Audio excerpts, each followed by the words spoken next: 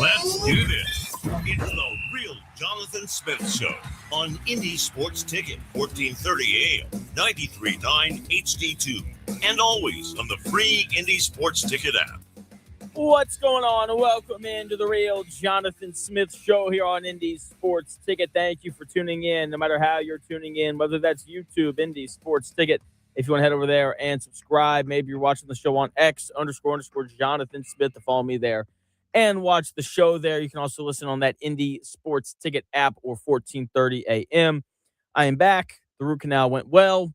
I feel way better than I did the last time I got a root canal. So things are good on my end. Things are also going really well for Indiana basketball right now. There's a lot of excitement and anticipation already for the Indiana basketball season. Obviously, we got to get through football season first, and they got to get through defending their national title, and that in and of itself is obviously going to be a blast and exciting and entertaining and all those things. But football season hasn't started quite yet.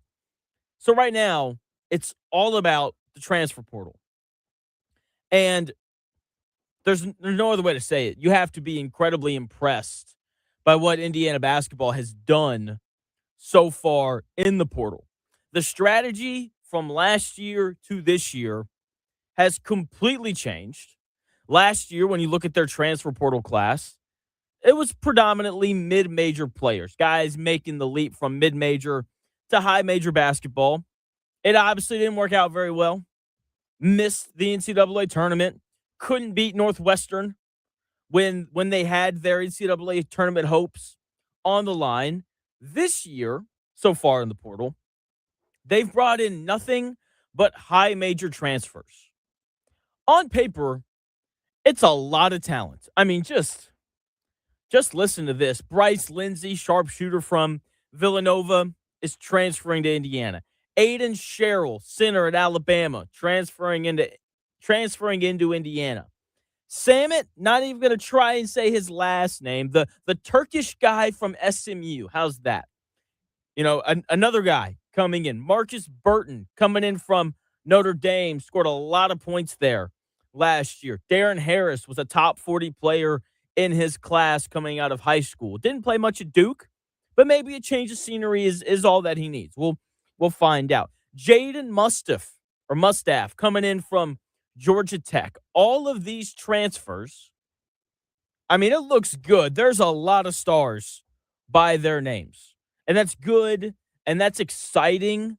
I get it. Like every year, Indiana basketball fans, you get excited for Indiana basketball, and that's a good thing. You should get excited because it's freaking Indiana. But this is the first time in a while where I think that the excitement is justified. Like Mike Woodson didn't bring in guys like this. Oh, he brought in Malik Renew. Oh, you mean a big power forward who can't really go right? I don't know. That doesn't sound too exciting to me. Coach DeVries has no excuses going into year two. Again, we've seen it time and time again in this new landscape of college sports. One good transfer portal class can completely change your program. Okay? With that being said, and this is, to me, the interesting part of all of this, every team in the Final Four this year, and maybe this is just a one-off thing, kept at least 4 important contributors from the year prior. Even Michigan, when you look at their bench, it's predominantly guys that played for them last year. So even though they had all transfers starting, the guys coming in off their bench were important the year prior. Okay? And this all looks great.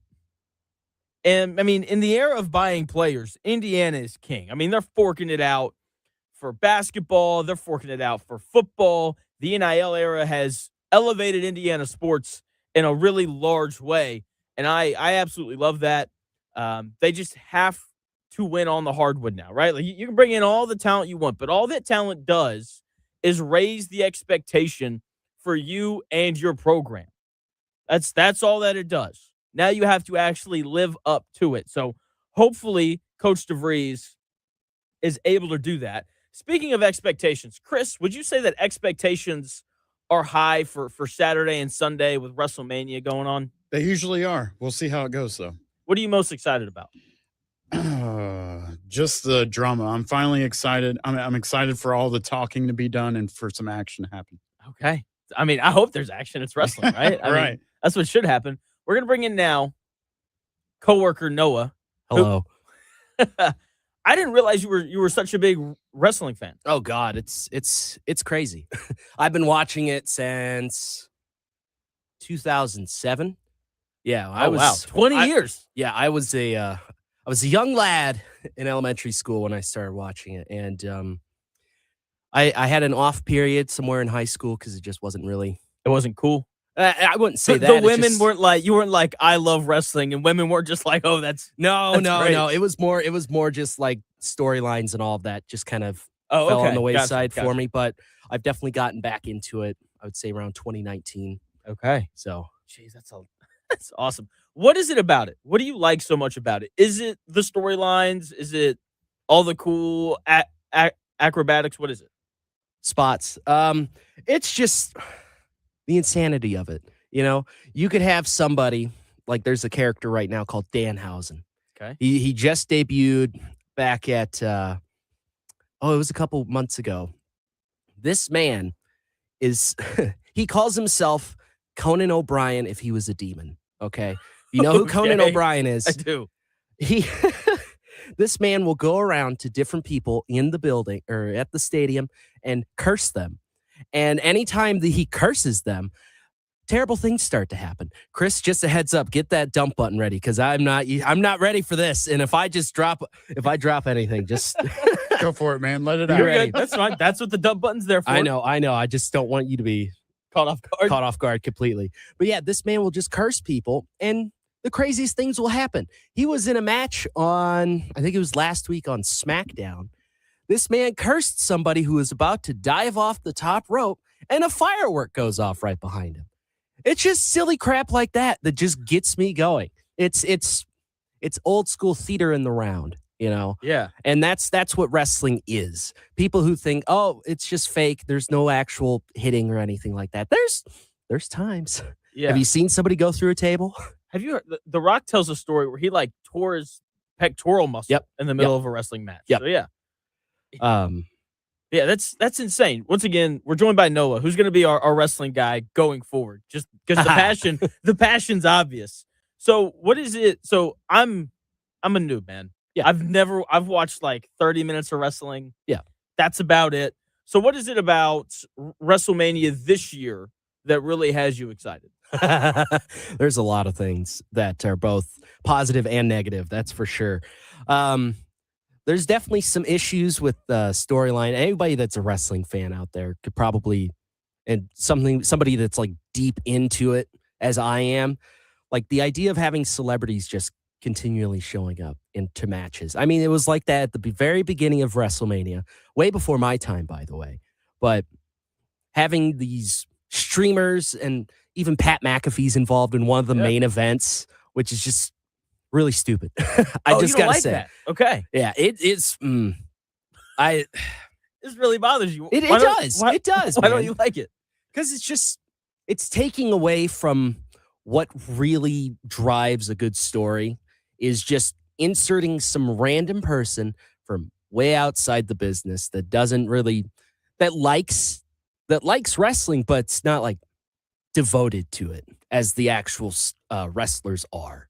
That's the main thing for me. Yes, it's cool to be a fan, and having that moment is awesome. And getting those celebrities in there definitely gets eyes on the product. But like, other than that, does it really serve a purpose?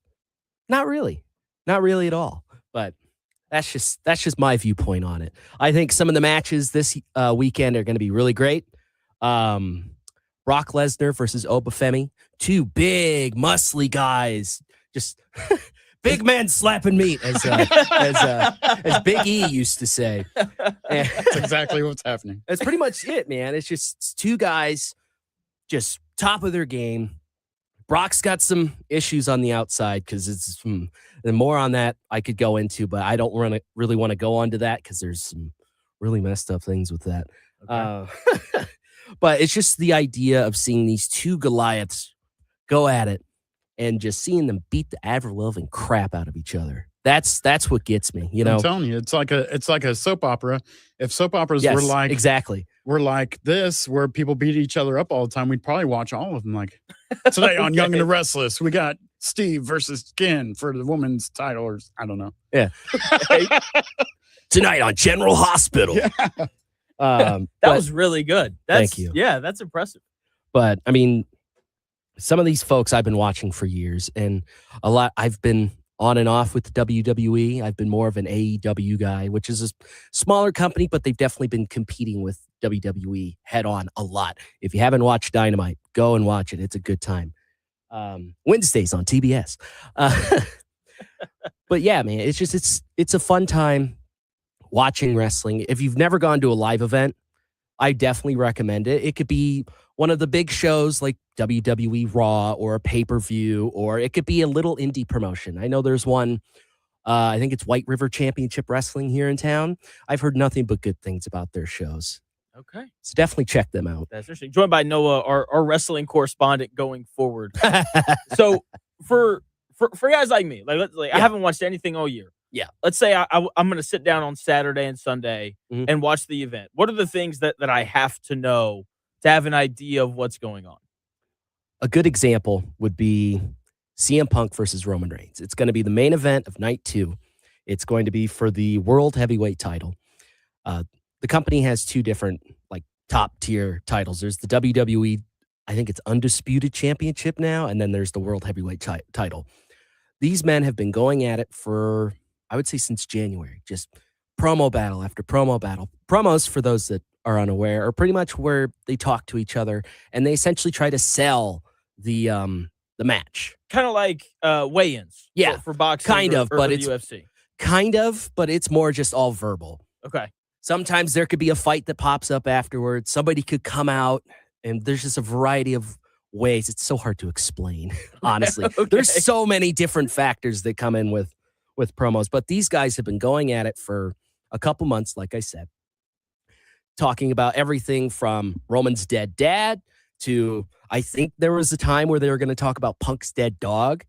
Like, they were getting in some heavy stuff, but it's just. But the difference between this and soap operas is most of this stuff is real life. Like behind the scenes, they talk about real family stuff, like CM Punk's dog, and yep. Okay, it gets really dramatic. It's a fun kind of dramatic. Once you turn the brain off, it's like that. This is all fixed. You know, it's a great time. You know, you take your family out to it. There's some different promotions in the States. Definitely don't take them to. There's like a there's like a XCW or CZW where they're just breaking tables, light tubes on each other, a lot of blood. Okay, so stay away from that if you're queasy. But excuse me. There's so many options out there for pro wrestling right now, and just getting to see all of this right now happening. Because if you're in Vegas. If you're listening in Vegas right now, the app's global. I know. Just saying. Okay. If you're listening in Vegas right now and you're not down at WWE World right now, there is so much to do down there. You could take a chair and hit a dummy with it, you know, and you could go and meet these wrestlers, talk to them about their passion, and it's great. It's fantastic. And there's times where the refs even get involved with matches, you know, taking what it's called bumps. So if somebody gets slammed onto the mat, that's called a bump. Okay. If a referee gets thrown to the outside, that's considered a bump. Jumping off of a ladder into a table, that's a bump. So it's pro wrestling's an art. It really is. And for those out there that say, oh, it's just fake BS, seriously, just turn your brain off. Go to a live show whenever you can. It could be this weekend at Mania. It could be an indie promotion next week. Independent promotion, and you will have the time of your life. Okay, it's fantastic. It sounds good. I know they're coming to Indy next year for something. They were just here for Raw, WWE. Maybe they also had the Royal Rumble. I think it was last year before. Yep. Okay. I know they have a thing with the city right now to where they're going to bring their big 4 events to Lucas Oil, and they've already done the Rumble. I think we're due for a SummerSlam. Yeah, we're waiting for SummerSlam. I think it's Survivor Series and WrestleMania. So we're going to get a Mania sometime in the future. When it's going to happen, who knows? Because they're supposed to go to Saudi Arabia next year. But with how the world is right now, I don't know if that's going to happen. Okay. Last thing for you, Noah, and Yeah. I'll let you go, man. So our YouTube chat is buzzing here a little bit. Oh, okay. One of the complaints I'm seeing is that there are too many belts. Oh, yes. Rendering them meaningless. Yes. So how many belts are there? Oh, God. And kind of talk about that a little bit. Let's see. We've got the 2 men's heavyweight titles.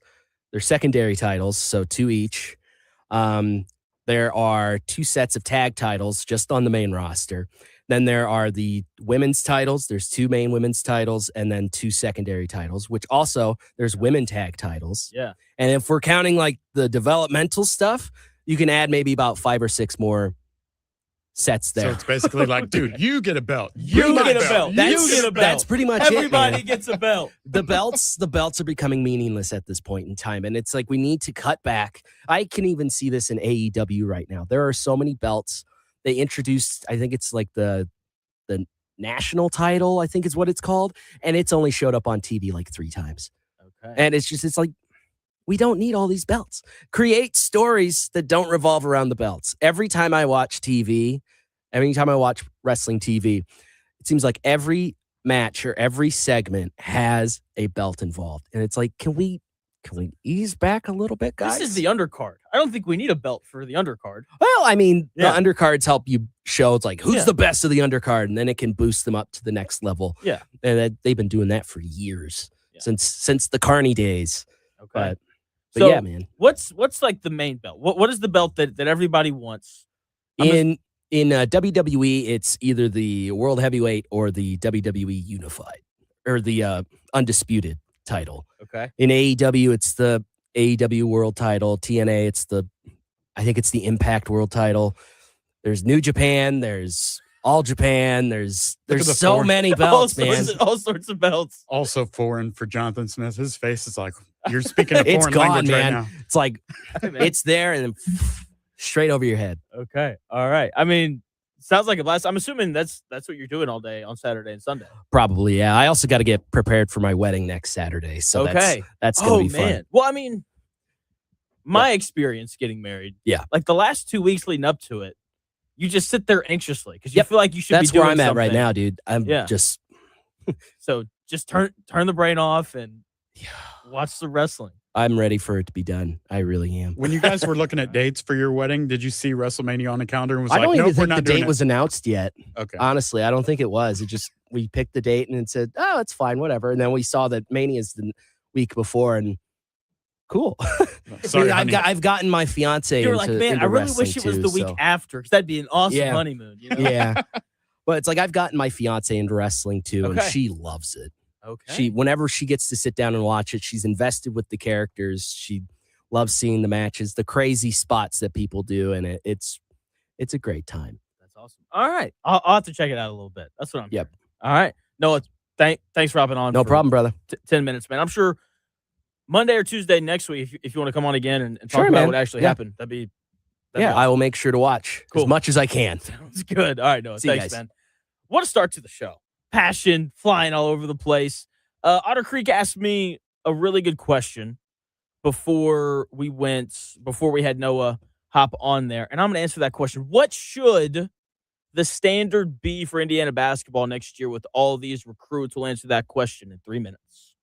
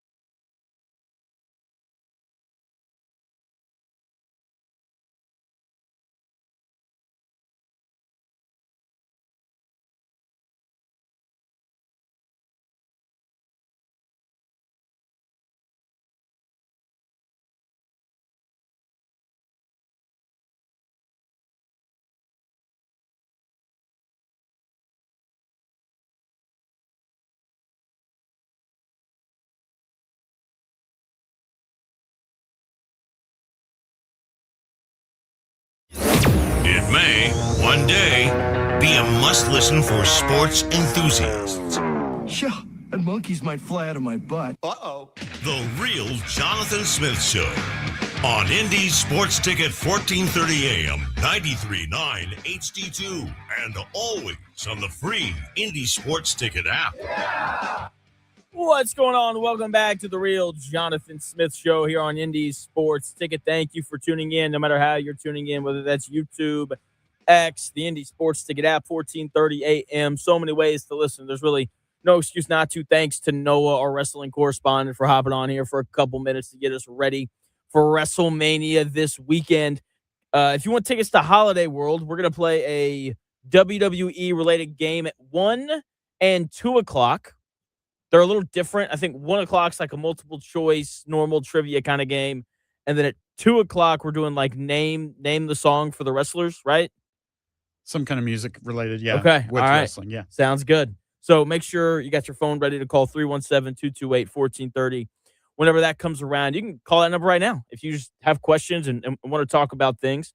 Otter Creek chimed in earlier when I was talking about Indiana basketball and just the time they're having in the portal right now is really, really impressive. And Otter Creek wants to know, with the exciting transfer class, what's a fair expectation for success next season? Second weekend, at a minimum. I mean, what, Indiana hasn't made the Sweet 16 in a decade now? I think that sounds right. So, I don't know, if they made a Sweet 16, because it's not just about Indiana, right? It's about like how much better is Michigan going to be? Who else is really going to improve over the course of the portal and incoming freshmen and all those things? So I think second weekend as of right now is a more than fair expectation for them. So let's go with that. You know, that also gives them room for, you know, if a guy or two gets hurt and they underachieve a little bit, because injuries are probably going to happen. We'll see what ends up happening. So I would say second weekend, Sweet 16 at a minimum for these transfers and Coach DeVries going into his second year. So this has been the thing I think I've been the most excited to talk about. Playing games are happening right now. And a couple nights ago, we saw Steph Curry and the Warriors beat the Clippers. And it was awesome. And I went back yesterday morning and I rewatched the second half with just the biggest smile on my face. And as I was watching, you know, Al Horford and Steph Curry and Draymond Green turn back the clock a little bit, I started thinking, okay, so I grew up with dogs, and I freaking love dogs, all right? About a year ago, my childhood dog passed away, all right? Her name was Suey. She was the best dog ever. Smart, energetic, loved people, didn't bite. She was awesome, you know, and I'll never forget when she was like an older puppy, you know, like 1 year old or whatever. She would do this really cool thing where she would stand by our fence in the backyard and birds would like swoop down and then swoop up for some reason in our backyard. And so she would stand by the fence, and when birds flew over, she would take off, leap in the air, and like nip their wing, disabling it while leaving it still alive. And then she would bring them inside like a good dog. And there was just like a point where you just expected to find a paralyzed bird flapping around on the deck every week, right? And it was really cool. And it was like that really from like my middle school through like my junior year of high school. And then my senior year, she started to slow down a little bit. You know, she'd occasionally catch a bird, but, you know, she started to sleep a little bit more. She was a little more content to just like lay down and snuggle and all that kind of stuff compared to what she'd been like a few years earlier. And then eventually I left for college, and, you know, and I loved coming home because whenever I would come home, I'd get to see Suey, and she would just be juiced to see me. Like absolutely just like run around in circles, so excited, barking, you know, all that kind of stuff. Right.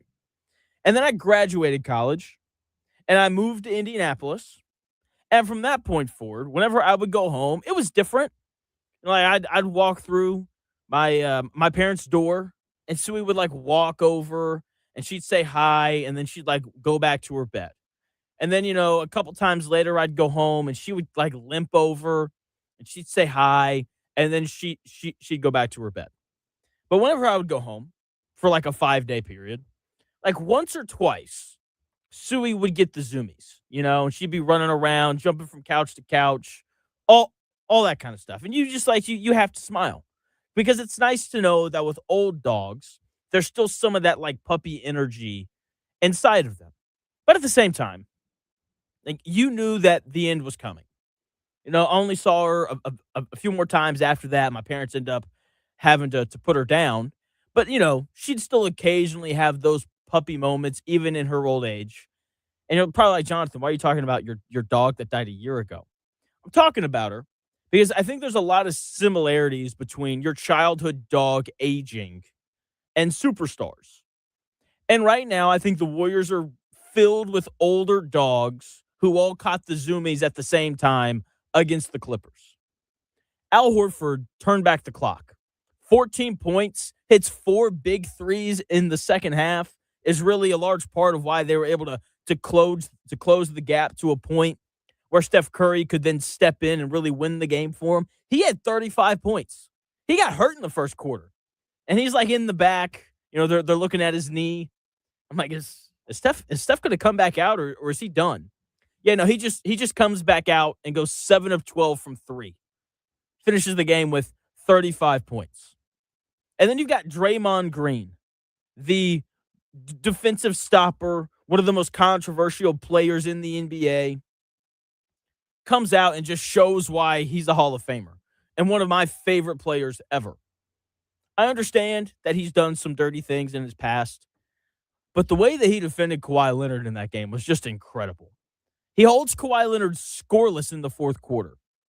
Just incredible. And you have to have players like Draymond Green on your team if you want to win titles. Like Lou Dort is the Oklahoma City Thunder's Draymond Green. Just tough, hyper-competitive, going to do anything required of him to win the game. I think Aaron Nesmith is that guy for the Indiana Pacers. Tough, gets in a stance, defends, isn't afraid of the moment in any way, shape, or form. You have to have someone like that, and Draymond Green is just an incredible, incredible player. Like that is as impactful of a defensive performance as you'll see the rest of the playoffs. And I love how after the game, Kawhi Leonard's sitting at the podium, sad and disappointed. And someone asked him, like, hey, why'd you struggle to score against Draymond tonight? And Kawhi Leonard just goes, he's a Hall of Fame defender. And he just left it at that. That was all that needed to be said. And it was so much fun watching. But like an old dog, those zoomies are going to run out pretty quickly. I like the Warriors to win tonight, but they're not winning more than a game against the Oklahoma City Thunder. But that doesn't matter at all. Every run they go on, every ridiculous three that Steph Curry hits, every shimmy that he does afterward, every time he shoots it and then just immediately starts running back, every stop that Draymond Green gets, every technical that Draymond Green gets, it's going to make me smile because the end is so clearly near for them. Like the rebuilding years are coming for Golden State. The retirement of Steph Curry and Draymond Green is close. Like the sun is actively setting on their careers. So I'm going to enjoy everything that they do, even though they're playing at most 6 more games this year between their playing game tonight and their series against the Thunder. Watching Steph Curry and Draymond Green play meaningful basketball games is awesome. Watching them have these moments that really matter are just, they're going to be such a fun experience, even though it's going to be pretty short-lived going forward. Because even if they earn the 8th seed, like, come on now. They're not going to beat the Thunder. Again, that series is probably going to go pretty quickly. But like an old dog catching the zoomies, it's going to amuse me watching this Warriors team lace them up and compete again against this Oklahoma City Thunder roster. And I do kind of like the Warriors roster as a whole. Like they've got some size. Obviously, they have Steph.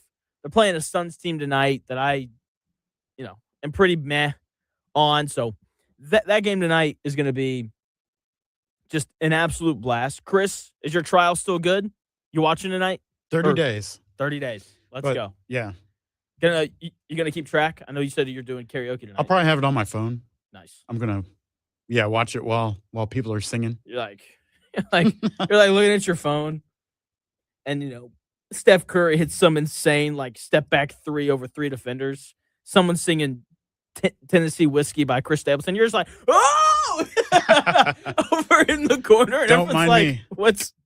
What's he doing over there? Don't mind me. Just over here enjoying the sports ball. Oh man, I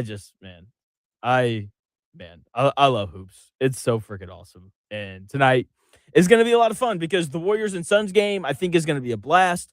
I'm fascinated by the game out east, Magic and Hornets. I think that game is going to be a lot of fun as well. There's some problems in that game. We're doing more stuff as the show goes on the playoffs. We got Funless Friday coming up here at some point. And again, 1 o'clock. So in 25 minutes, we're playing a game for tickets to Holiday World.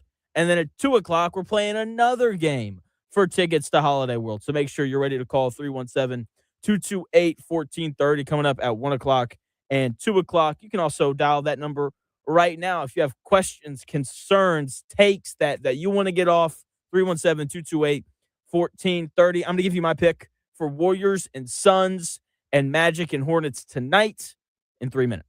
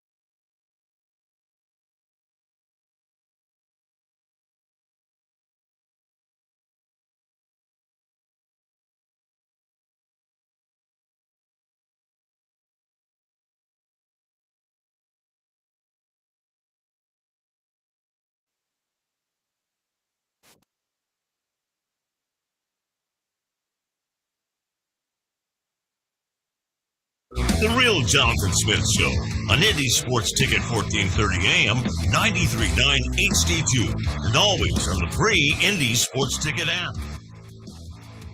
Welcome back to The Real Jonathan Smith Show here on Indy Sports Ticket. Thank you for tuning in. No matter how you're tuning in, whether that's YouTube, Indy Sports Ticket, you can head over there and subscribe. Maybe you're watching the show on X _ just Jonathan Smith. Follow me there and watch the show there. Coming up at 1 o'clock, we're playing a game to give away tickets to Holiday World, so be ready to call in at 317-228-1430. Tonight, we've got playing games. Let's start with the late game. Warriors and Suns. I want the Warriors to win this game so badly. Whoever wins, they're probably going to get swept by the Thunder. I just want 4 more games of Steph Curry playing important and meaningful basketball games. I want 4 more games of Draymond Green yelling at officials and fans, and you're going to get it tonight. Look, to get everybody ready for WrestleMania, we're actually going to have Draymond Green and Dylan Brooks throw down in Phoenix, Arizona, only a few hours away from Las Vegas to get you ready for it. I mean, I'm so excited for this game tonight. And for the Suns, you know, they play hard. I like Devin Booker. Dylan Brooks is entertaining. He's one of the better heels in the NBA. Colin Gillespie is one of my favorite stories in the NBA. Villanova guy who's worked for everything he's gotten in the NBA, right? And now he's a starting caliber guard after, you know, playing G League games and doing all of those things. And again, like, there are parts of Phoenix that I like, but they're not the legends that currently reside in Golden State. So with that being said, I not only want the Warriors to win tonight, I think that they win outright. They are 3.5-point underdogs. They've got a lot of guys on their team who have won big games before. Al Horford, Kristaps Porzingis, Steph Curry, Draymond Green, and Gary Payton II have all won NBA championships before. And having big game experience like that is valuable when you're in win or go home situations. And I think that aspect of the game greatly favors Golden State tonight. They're also healthy for like the first time all year. You know, Porzingis has been in and out of the lineup. You know, Steph Curry missed a lot of games this year and so on. So, and when they're actually healthy, you can put Al Horford on that list too. Isn't that amazing? All the old guys have gotten hurt this year. When they're actually healthy, they have a lot of size. Like, Porzingis is uber important for them. He's what a lot of teams want in a center. A tall 7'2" guy who's mobile, can make threes, and can also protect the rim at a really high level on defense. So they have more than enough shooting. And when Porzingis is on the floor, he really elevates their defense to a decently high level. So the difference in the game as well, I don't know where Phoenix's big buckets are going to come from. They're obviously going to play through Devin Booker. But when Devin Booker hasn't played with Chris Paul, one of the best winners in the history of basketball, when he hasn't played with Chris Paul, there's been more failures than there have been successes. It's not entirely his fault because he's been on some bad teams, but he also didn't seize the moment against Portland like Deni Avdija did. Phoenix had a nice year, but ultimately I think that they lack the talent and experience that you need to win games like this. So because of that, give me Golden State plus 3.5 because of their proven track record and the fact that they have a proven closer in Steph Curry. The other game tonight, I'm fascinated by. Okay? We've got the Magic and the Hornets, and we've got 2 problematic pros in this game. LaMelo Ball has his issues. I think he lacks self-awareness, which I think is one of the most important skills a human being, whether they're a professional basketball player, a radio host, a pastor, whatever. It's such an important skill to have. Self-awareness, and I also question LaMelo Ball's decision-making. He still seems childish to me. Telling the media that he would apologize to Bam Adebayo, but then Bam Adebayo comes out and says, yeah, never got that apology. I don't know. I don't think that a mature adult would lie about that. That seems like something someone who's a little childish would do. Taking 16 threes when you're clearly having an off night. He was 2 of 16 from 3 in that game against Miami. I wouldn't call that good decision making. I wouldn't, especially when you can get to the rim at will. Not knowing how to drive to a point where everyone in Charlotte knows what you drive, and when they see you, they all get out of the way. I don't know. I wouldn't say that is the characteristic of a mature human being. I know that he hit the game winner, and that's what everyone's going to remember. But he also fouled Tyler Hero on a 3 late when the Hornets were up 3. He also almost committed the turnover that would have lost them the game if he hadn't made that game-winning layup. So, LaMelo Ball's stock, it's trending up, but it's not skyrocketing because he clearly has his fair share of issues. With that being said, no one cares if you win. And the Hornets are winning games with him when he's out there. They're clearly better when he's on the floor. His passing and touch really pop. Again, he reminds me a lot of Tyrese Halliburton. Big, tall, long guard with some defensive liabilities, with great touch around the rim, an amazing vision in passing. The difference, though, is Tyrese Halliburton is significantly more mature than LaMelo. That's why one guy has been in the finals and has been to multiple Eastern Conference finals, while the other one has never earned a top seed, never played in a real playoff game, has only played in play-in games. Maturity matters. So that's the problem with LaMelo. And then on the other side, when you look at the Magic, their best player, Paolo Banchero, he has issues too. You have to understand where your industry is going if you want to have success. I don't think Paolo Banchero fully understands where basketball is going. DeMar DeRozan has become in large part irrelevant because he takes way too many mid-range jumpers. That's just not a thing you do. There's like 4 guys in the NBA where, you know what, that's a good shot. And that's it. And Paolo Banchero is not on that list. Yet for some reason, he just wants to take as many mid-range jumpers as he can. At some point, Paolo has to understand what his game needs to be about. He is a 6'10", 250-pound man who moves very fluidly, can really handle the basketball, who for some reason likes to take contested mid-range jump shots, which it wouldn't be an issue if he made them. He's terrible. He's like 1 for his last 17 on mid-range jumpers. He's a terrible mid-range shooter. He's shooting 35% on mid-range jumpers on the year. That's pitiful. That's bad. And it's part of why the Magic haven't lived up to the expectations that were set before them this year. They made a big trade, sent 4 first-round picks to the Grizzlies for Desmond Bane. And, Desmond Bane has been really good for Orlando. The issue is Paolo hasn't been. And he's got to figure out what makes him Paolo. He shoots 70% at the rim, but less than 30% of his shots come at the rim. He's got to attack the basket more. He's a thick 6'10" guy. Go to the rim. I'm not like an anti mid-range jumper guy. I'm an anti mid-range jumper guy when they only shoot 35% on those shots. He also can't shoot the 3. That's something that's kind of important in the modern NBA. This is his 4th year in the league, and his shooting hasn't improved at all. He's been around 30% from 3 his entire career. You have to get better.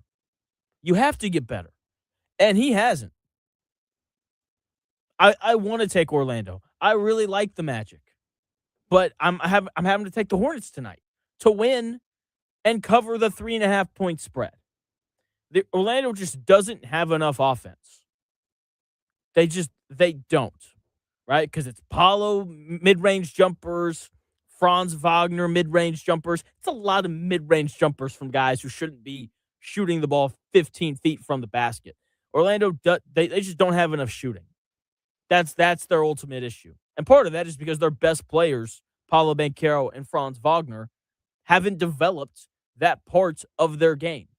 You have to get better if you want to, stay in the league and make a whole lot of money for a really long time. And that's something Paolo Banchero hasn't done. And it's a shame because I like a lot of guys on the Orlando roster. But again, there's just not quite enough shooting on that team. And then you look at Charlotte, they're shooting everywhere on that team. They have one of the best offenses in the NBA because of how much shooting they have. So, again, I'm going to take Charlotte. I think that they're just going to outscore Orlando. I think they cover the 3.5 points as well. And yesterday, because I was out, I was on X a little bit more than normal. Otter Creek, who asks a lot of questions, and I genuinely appreciate it. He asked me yesterday on X who I'd rather have between the two. Like, would you rather have Paolo Banchero or would you rather have LaMelo Ball? And I think in order to answer this question, you have to ask yourself another question. What's more likely to happen? LaMelo Ball grows up or Paolo Banchero develops a jumper? It's a great question. Or, of course, it's a great question. I came up with it. I think it's more likely that Paolo develops a jump shot, so I would take him. I don't really like either one. It's going to be really interesting to see what the Magic do this offseason with Paolo. Do they move him? Do they keep him? We'll kind of see what all winds up happening. But I would take Paolo simply because I think he's more likely to develop a jumper than LaMelo Ball is to grow up. And, I don't want to say be normal because I think it's hard to be normal when you're, 25, making millions and millions of dollars every single year. But just not be dumb. If someone said, Jonathan, whenever I see you on the road, I pull over and get out of the way, I'd be like, you know what? I should probably work on my driving a little bit. And LaMelo Ball, though, that's it's not him. It's not how he thinks. Earlier today, Michael Pittman Jr. went on Good Morning Football, and he was asked a question about Aaron Rodgers. And here was his response. Do you know if Aaron Rodgers is coming back or whatever? Here's what he said. He said, I have no idea. I got a chance to talk to Aaron, and we did not talk anything about football. And then he said, I'm no stranger to quarterback turnover. Whatever happens, we're going to roll with that, and it's going to be great. The second half of that quote perfectly summarizes what the Chris Ballard era here in Indianapolis has been. It's been nothing but quarterback turnover. And it's really hard for anything to grow without stability. Could you imagine trying to grow a company, but you have a new CEO every year? I feel like that would be kind of difficult to do. Could you imagine, the WWE, I think one of the reasons why it's so big is because the stars stay the same. Is that accurate, Chris? Kind of, sort of, yeah. You see the same faces, though, over and over and over again. There are contracts, yes. Okay. If they had new stars every year and you've got a new person that people have to get acquainted with every year, I feel like that would make it tougher for people to kind of stick with it, no? It'd be a whole lot harder to follow for sure. It would be. And it's the same problem here in Indianapolis. You say, well, Jonathan, the Colts finally have their guy. They have Daniel Jones. And he was here for a year and he just signed a 2-year extension. But when you really look at the contract, it is not going to be hard for the Colts to cut ties with him after this year. And it's just this constant repeating thing of geez, man, at what point do we finally have stability? And again, like Michael Pittman Jr. said, he is no stranger to quarterback turnover. And it is so hard to have a consistent franchise when you're bringing a new guy in every single year or every 2 or 3 years. Like you're not going to be stable, right? And you're going to come up short of the playoffs like the Colts have. When you look at the teams that make the playoffs consistently, do you know what they all have? For most part, the same quarterback and the same coach. Like the Rams consistently make the playoffs because they have Matthew Stafford and Sean McVay. The Lions consistently, actually no, they missed the playoffs last year. They're not a good example. The Buccaneers consistently make the playoffs because they have Baker Mayfield every single year. Him and Todd Bowles. Right? And you can just keep working through it. Do you know why the Jets never make the playoffs? Because they have a different quarterback and a different head coach every 2 or 3 years. I like Shane Steichen. That's the guy that I would roll with. So you got one out of 2. Check. You're good. Go find a quarterback. Be bad this year. I don't care what it takes. Just go find a guy who you trust to actually be here long term. Because the contract that they gave Daniel Jones doesn't exactly say, hey, this is our guy for the long term. Because if it was, it wouldn't be a 2-year deal. It would have been like a 5-year deal. So there's my rant on the Indianapolis Colts today. You get one every day because this franchise is so frustrating. The NFL draft starts for the Colts really in a week because they don't have a first-round pick, so they won't be picking on Thursday. Their first pick probably won't come till Friday. I'd be very surprised if the Colts traded up.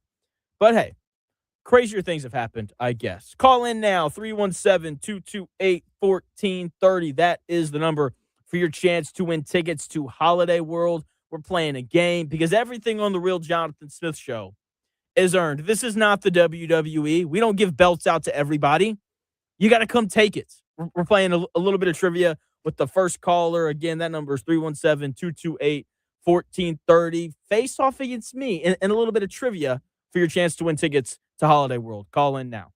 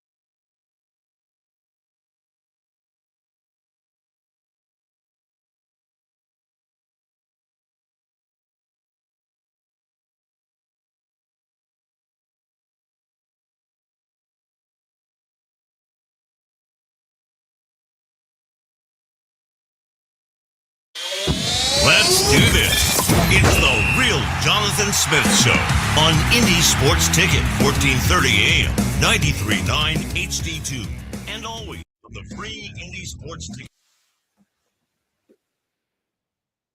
What's going on? Welcome into the Real Jonathan Smith Show. Hour number 2 getting underway. Thank you for tuning in. No matter how you're tuning in, whether that's YouTube, Indy Sports Ticket, if you want to head over there and subscribe, maybe watch the show on X, or Jonathan Smith calling me there. And watch the show there. You can also listen on that Indy Sports Ticket app, 1 o'clock, and it is 1 o'clock. And as promised, we're playing a game for 2 tickets to Holiday World. We got Buzzard on the line. What's going on, Buzzard? How are you? Maybe. Holiday World. There he is. What's going on? You weren't on the air yet. What's up? Oh, no, I'm just looking forward to winning and going to Holiday World. Nice. Sounds good. You're gonna body slam your kids in the water park? Pretty much. No, with all the wrestling, I have to do some smack talk with Jonathan. So I was just kind of in the mood for it there. Hey, sounds good, man. I mean, look, you're gonna beat me. I think it's all there's a wrestling theme here, right, Chris? Oh my! It's wrestling related. It's sports related as well, though. So you don't have to be a complete wrestling freak to know these answers. Okay. They are multiple choice. And Buzzard, we need a buzz-in sound for you because you guys are you basically squaring off against each other. What is your sound to buzz in? Oh, my buzz-in sound? Yeah. Oh, I'll say buzz. You'll say buzz. I'll say Okay. I'll say Woody. Woody? Yeah. Okay. There you go. So I have 10 questions. We don't have to do all 10. We'll see who gets the most. Buzzard, if you can answer more questions than Jonathan, then you will get tickets to Holiday World. Are you ready? I'm ready. Yep. All right. Please wait until the question is complete and all the multiple choice answers have been given before you buzz in. All right. Here we go. All right. WrestleMania 42 this weekend will be how long in its entirety, including the pre-show, the events, the post-show, all combined? Is it A, 8 hours, B, 14 hours, or C, 17 hours? Woody. Jonathan. I'm gonna go B, 14 hours. B is incorrect. Buzzard, would you like to answer? Yeah, I'm gonna go A. It's gotta be short. 8 hours is Shorter. also incorrect. 17 hours. That's 17, ridiculous. It's 17 2 days, hours so I figured it was more. That's between the crazy. 2 days. Yes, this is start to finish. All right. So both of you got the That's like first a math answer. quiz. Jeez. Both of you got the first one wrong. Question number 2. The only WrestleMania that has ever been hosted in Indy was A, WrestleMania 8, B, WrestleMania 16, or C, WrestleMania 31. Buzz. I'm gonna 16. Buzzard is incorrect. Woody, would you like to? Jonathan, would you like to answer? Sure.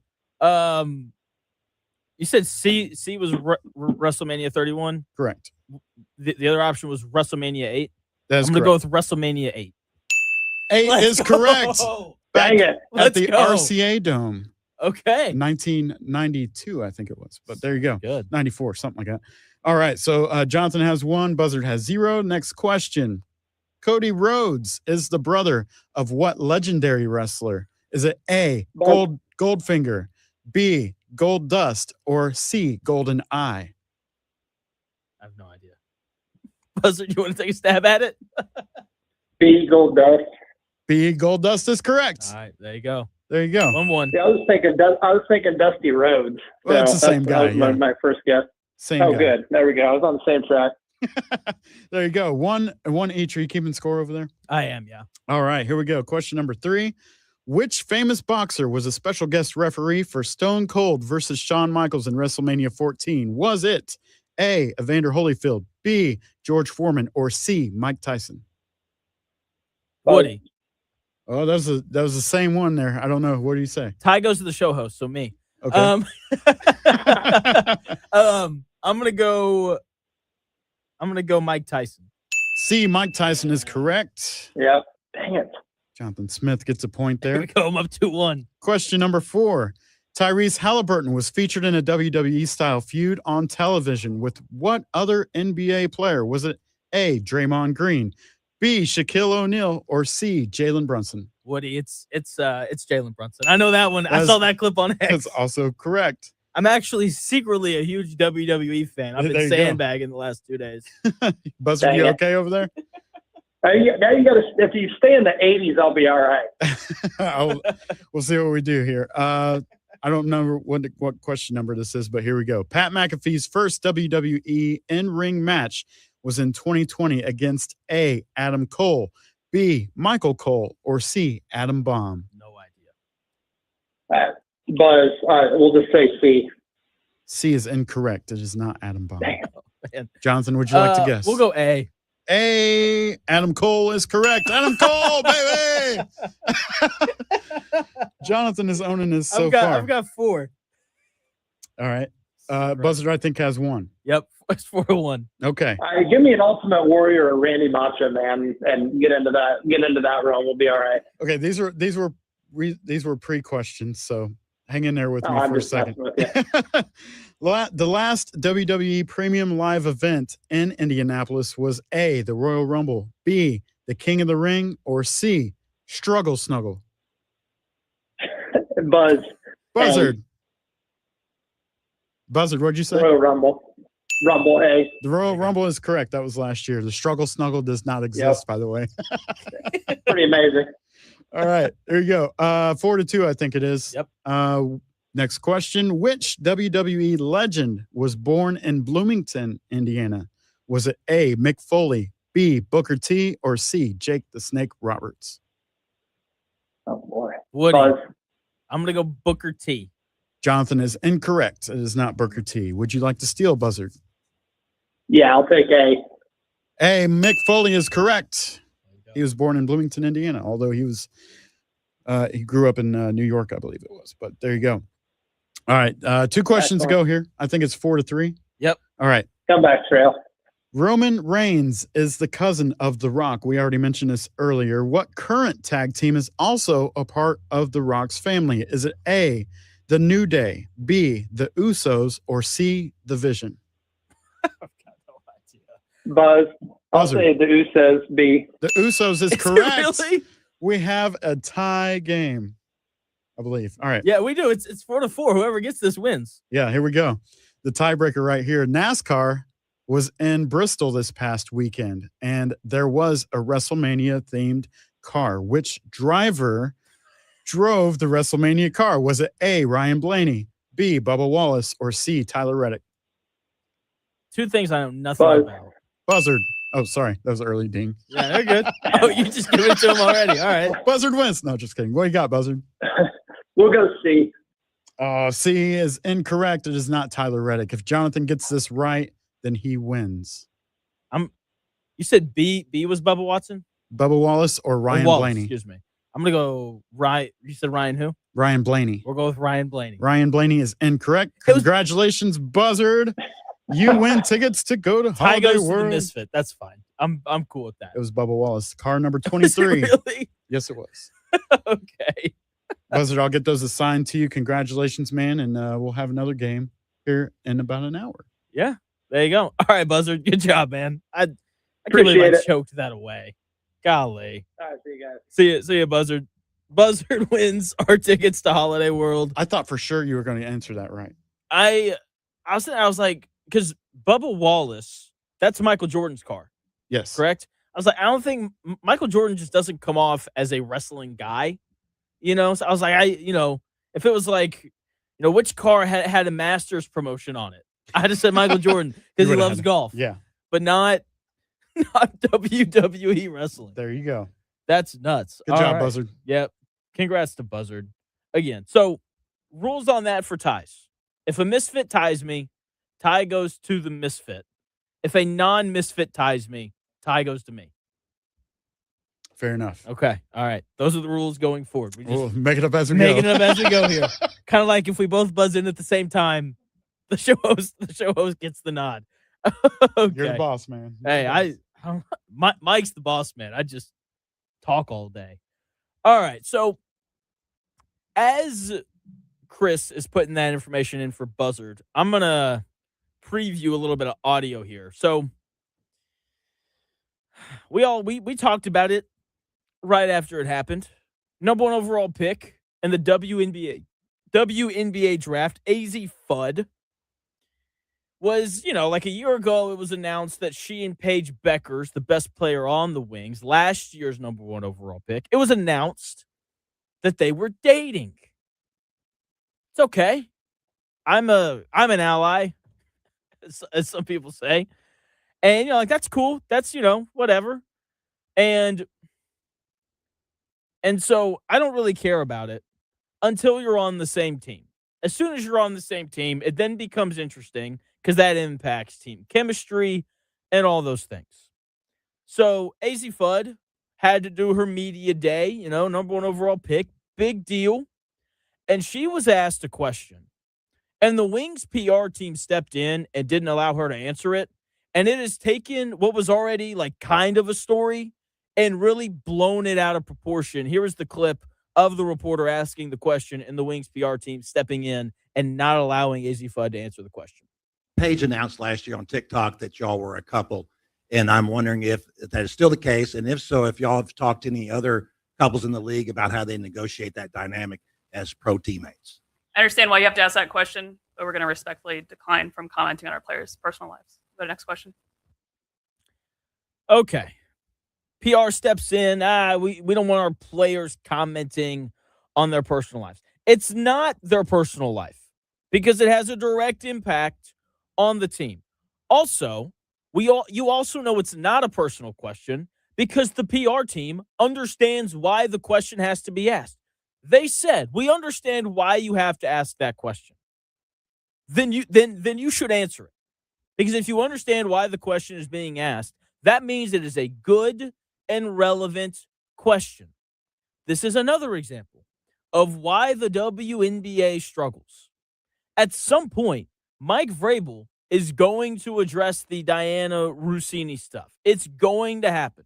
He's going to give a statement. His first press conference, he may come out and be like, I need 2 minutes to address this, and then we're moving on.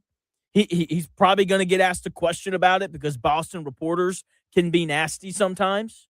And I guarantee you that there is no way that the New England Patriots PR team steps in and says, we know why you have to ask that question, but we're not answering personal questions. That's not going to happen. If you go and you look at the NFL's main page, like their main, Twitter page, you'll see on there they have a photo of Lane Johnson, Eagles right tackle, getting married. It's part of it. When you are a professional football player, or you play in the WNBA, or you play for any of, the big sports leagues, your personal life is on display. That's how it works once you reach a certain status as a league.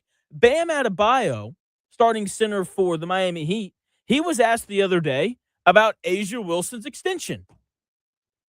That is no difference. And the question in and of itself was incredibly respectful.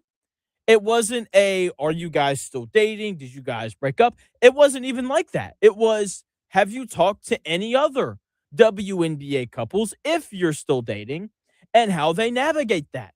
That is an excellent question. It wasn't, I wouldn't call it like a leading question. They weren't targeting. It clearly wasn't a question asked with the ultimate design of doing gotcha journalism. No, it was a fair, honest question. And the Dallas Wings were like, we're not going to talk about that. That's bad, right? This is another example that the WNBA needs to grow up. You are going to be asked hard questions. Their commissioner doesn't understand that, so she's not going to step in and fix this, but someone needs to. Right? If you want, the attention and the money and all the things that come with being a popular league, then you have to get used to being asked questions like this. Because all that you've done is made the fire bigger. You just threw gasoline on it. That's really all that you did.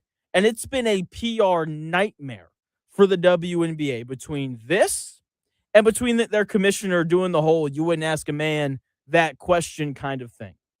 They're not helping themselves at all. An unlikable league has just made themselves more unlikable.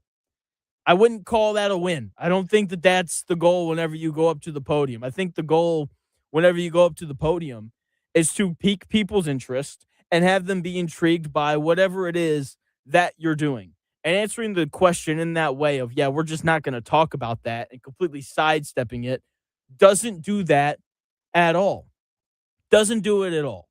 And it just continues to push people away from the WNBA, except for Caitlin Clark, who, by the way, is forced to answer significantly tougher questions than what AZ Fudd was just asked. You know, they're like, hey, Caitlin, how do we achieve world peace? And then everyone stares at her and waits for her to answer the question. You know, and it's all because, you know, someone punched her in the face. You know, it's like, hey, Caitlin, why do all the other WNBA players hate you? And then she has to answer the question. That is way harder than, hey, have you talked to other WNBA couples about how to navigate this? I mean, come on. It's ridiculous. And it's why the Indiana Fever, or I think it's one of the reasons why the Indiana Fever are actually likable. Like, they actually have their athletes answer hard questions. Whenever Lynn Dunn came on to Dan's show a couple years ago, Dan would ask her hard questions and she would answer them. You have to be willing to do that if you want to elevate your league. And it's pretty clear that the WNBA is not. Hard questions are frowned upon in the WNBA. And I had a really bad joke that I'm not going to make. So yeah, it's annoying. It's frustrating, but this is par for the course right now. So par for the course for the WNBA. Thankfully, we have the NBA going on right now, so we can just focus on that a little bit more. Funless Friday, because it is Friday, and I do have a list, and I do think it's a lot of fun. We'll get into that in about 4 minutes.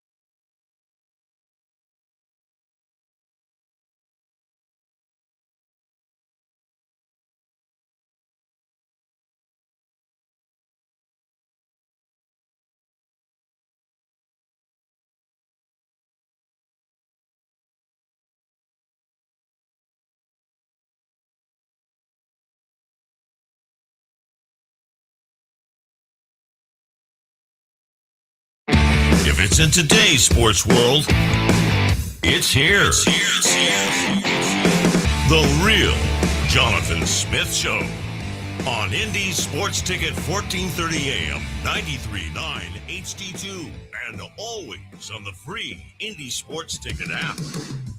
Welcome back to the Real Jonathan Smith Show here on Indy Sports Ticket. You can check out the show on YouTube, Indy Sports Ticket. If you want to head over there and subscribe, hop in the chat to be part of the conversation. You can watch the show on X __ Jonathan Smith to follow me there and watch the show there. You can also listen on that Indy Sports Ticket app or 1430 AM. Coming up at 2 o'clock, we're playing another game, a little bit different, more music-based than trivia-based, at 2 o'clock to win more tickets to Holiday World, because I was out yesterday and we didn't get to give the tickets away. So we're doing 2 giveaways today. Isn't that fun? So that's coming up at 2 o'clock, 317-228-1430. That is the number for when the time comes. You can call in right now as well if you have takes, questions, or anything that you want to get off your chest. So, oh man, starting soon,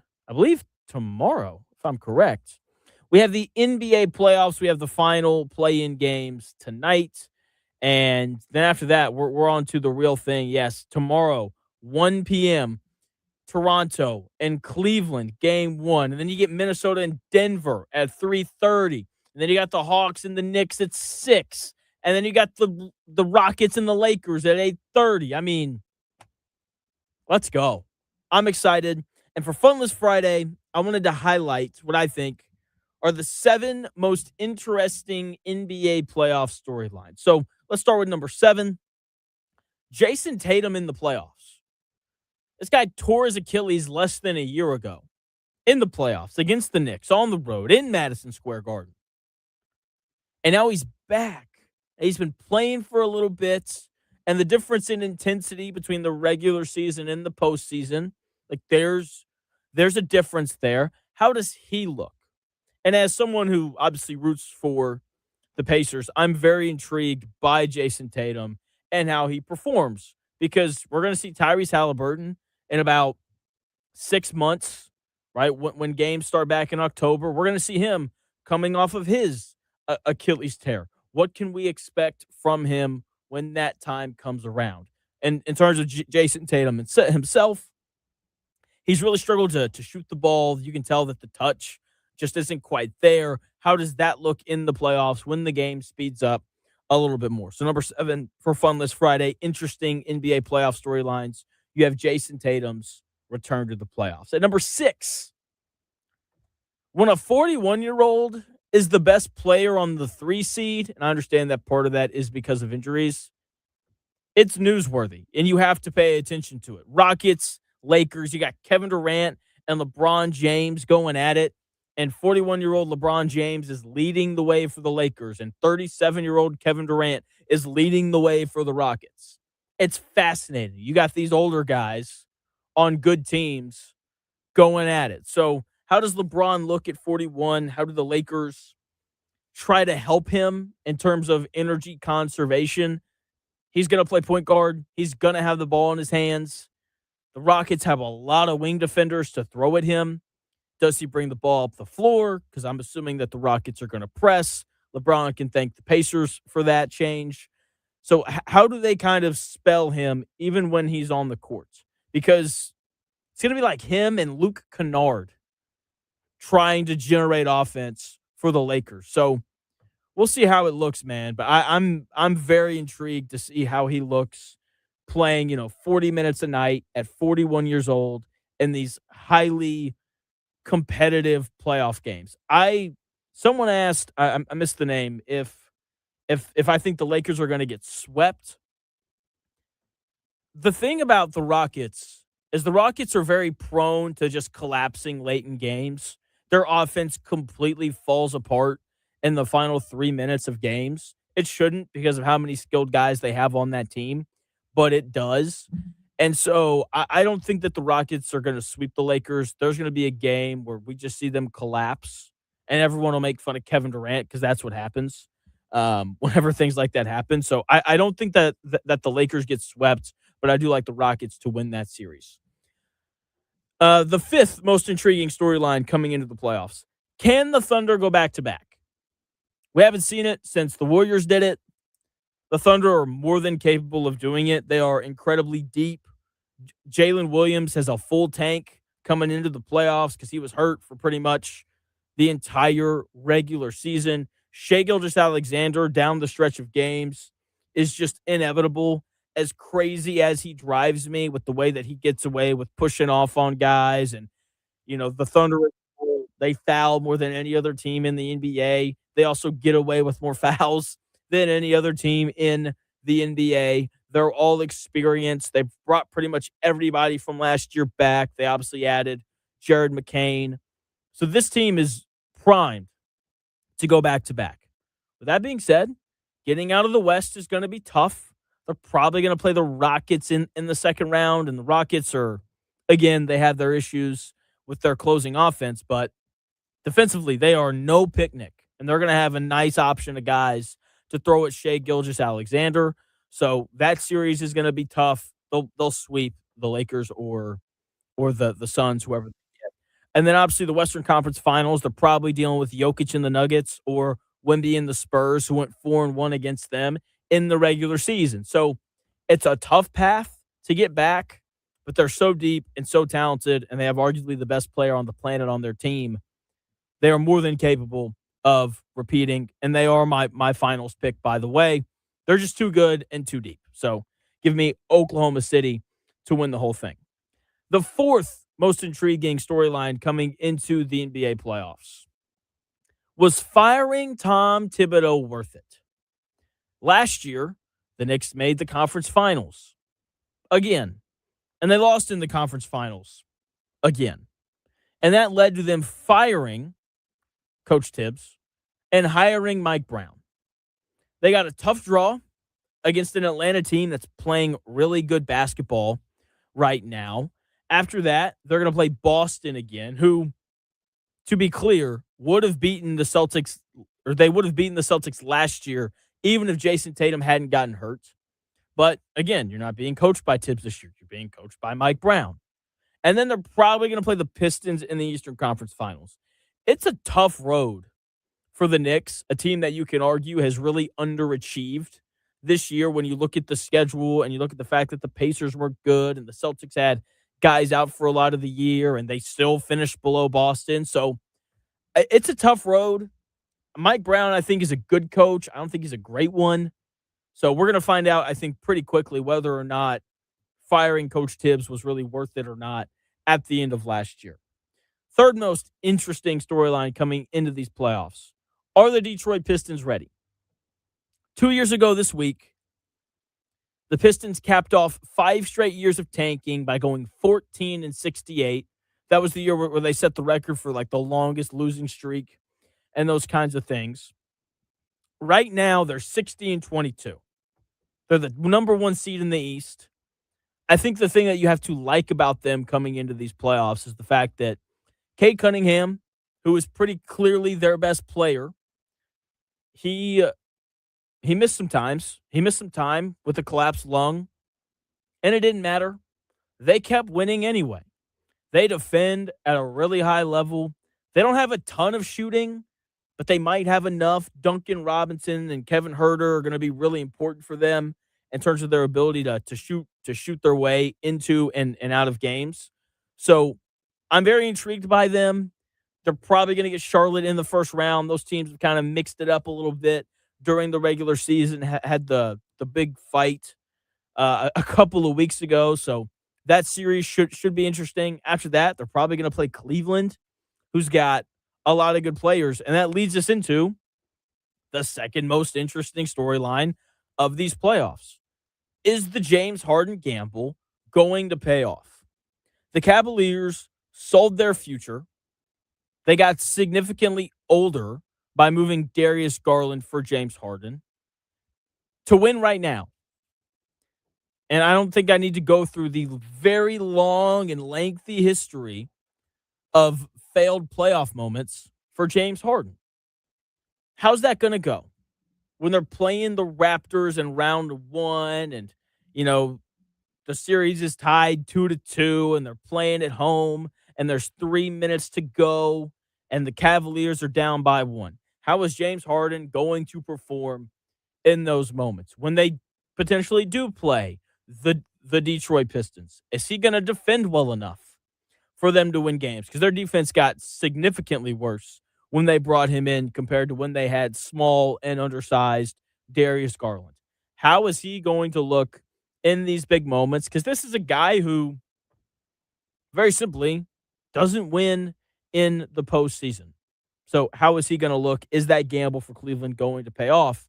And then finally, I think the most interesting thing coming into these playoffs is Victor Wembanyama and the Spurs. Victor Wembanyama is the best prospect we've seen since LeBron James. And he's lived up to that. He's led the league in blocks every year he's been in the league. He should be the unanimous defensive player of the year, probably going to finish third in MVP voting. He's shown up and he has delivered on what he was supposed to be. Here's the issue. The rest of his team is incredibly young. 6 of their top 7 scorers have never played in a playoff game. The one guy who has only played in the first round, got bounced in 6 games. And the history of the NBA tells us you don't just show up and win the NBA Finals. There's steps that everybody kind of has to go through. Okay, you have to, obtain these playoff scars. That's what I call them. You have to lose a couple of tough series. You have to learn how to win a 7-game series, which is very different than winning a one-and-done game in the Olympics, because people love to say, Wemby's played in the Olympics. So, I think he'll be okay. It's not the same thing. One and done versus 7-game series, adjustments game to game, quarter to quarter, they're different. The Spurs are undoubtedly talented enough to win the whole thing. Like, they are certainly talented enough. The question is just when and if that lack of experience is going to catch up with them. So for Funless Friday, those are your 7 most interesting NBA playoff storylines. Here's an interesting thing for you as well. Will Anderson signed a new deal. He's signing a 3-year, $150 million extension that makes him the highest paid non-quarterback in NFL history. 134 of the 150 million are guaranteed. Here are some of his accolades. Defensive Rookie of the Year. He's a 2-time Pro Bowler. He's been first-team All-Pro once. He's got 30 sacks in 3 years, 4 forced fumbles, 3 fumble recoveries, and 64 quarterback hits. $50 million a year for a guy that's averaging 10 sacks a season is a lot of money. I get it. He's important to that Houston defense, and everybody wants to pay the guys that they draft and all those things. But again, $50 million a year. Highest paid non-quarterback in the history of the league. 10 sacks a year? When there's guys out there like Trey Hendrickson who seem to end up with around 15 every year. I get it. Will Anderson Jr. is young. He could come out this year and he could have 13 sacks on the season. It's very possible. It's very possible. But I don't know if he's worth $50 million a year. And this is the kind of deal that can sink your team. Overpaying above average players or overpaying good players is usually problematic because of the salary cap and all those things. And so now you've got Will Anderson, the highest paid non-quarterback in NFL history. That's just insane. And then you're going to have CJ Stroud's contract, which is going to be pretty big. I know we're all low on CJ Stroud right now because he had a bad playoff game behind an awful offensive line. Just ignore the fact that he won 11 games behind that offensive line last year and no run game. Just ignore that part. He's going to cost you a lot of money. Nico Collins, whenever his deal is up, he's going to cost you a lot of money. Like, the Texans are running out of room quick on that salary cap. And so I'm very intrigued to kind of see how they build their team going forward. This is when it gets hard, when all your good young players are no longer young. They're good and expensive now. Figuring out who to pay and who not to pay and all those things. Going to be interesting to see which direction the Houston Texans the Houston Texans head in going forward. So we'll see. $50 million a year for 10 sacks. That's just, I don't get it. It's Daniel Jones money. That is Daniel Jones money. Yeah. I will say, though, I'd rather pay Will Anderson Jr. $50 million a year than Daniel Jones. Touche. I would much rather I pay agree him. with that. And so I just, like, he's making more than Micah Parsons. And Jackson Smith and Jigba, who is just the best, who just had one of the best wide receiver seasons we've seen in quite some time. He was the best offensive player on a team that just won the Super Bowl. You're paying Will Anderson Jr. more than that guy? All right, man. Good. Hey, good for Will. Life-changing money, all those things. Just, maybe don't be worth it so that the Colts fans out there can not feel terrible about this. I don't know. I just, again, $50 million a year for a guy who averages 10 sacks a year. Just not. It's not how I would spend my money personally. Like you couldn't have got by at like $45 million a year, something like that. I don't know. It's not my problem. I hope that he doesn't live up to that contract, because if he doesn't, that's a great thing for the Indianapolis Colts. So, speaking of great things, this Indiana transfer portal, it's taking shape. It looks pretty good. My thoughts on IU basketball recruiting and what their expectations should be for next year in 3 minutes.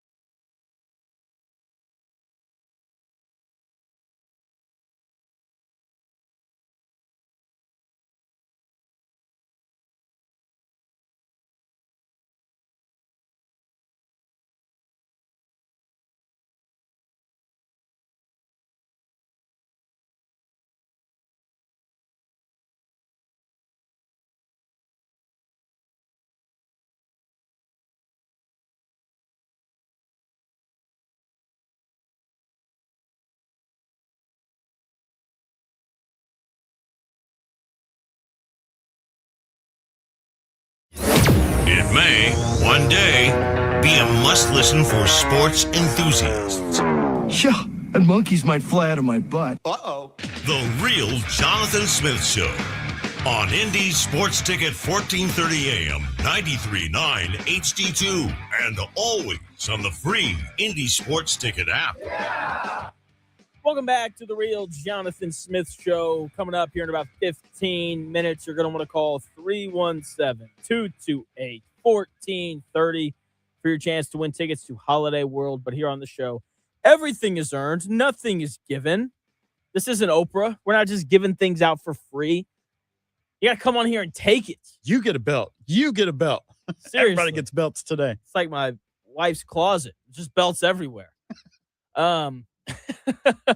Not really. She has an adequate amount of belts, in case you were wondering. So we're going to play another game. Chris has got it set up. There's music and lights and cameras and other cameras. It'll be wrestler theme song related. So whoever calls in to play this game has to know songs, or else it's not going to look very good. That'd be kind of funny though. We're both just guessing. The Undertaker. You've guessed that 3 times in a row. Well, you're going to play it at some point. I'm going to be ready when you do. Yeah, Undertaker comes out to circus music. That's exactly right.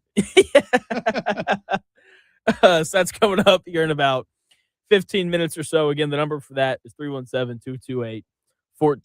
We're doing that at 2 o'clock. If you want to call in now, we're about to talk a little bit of Indiana basketball.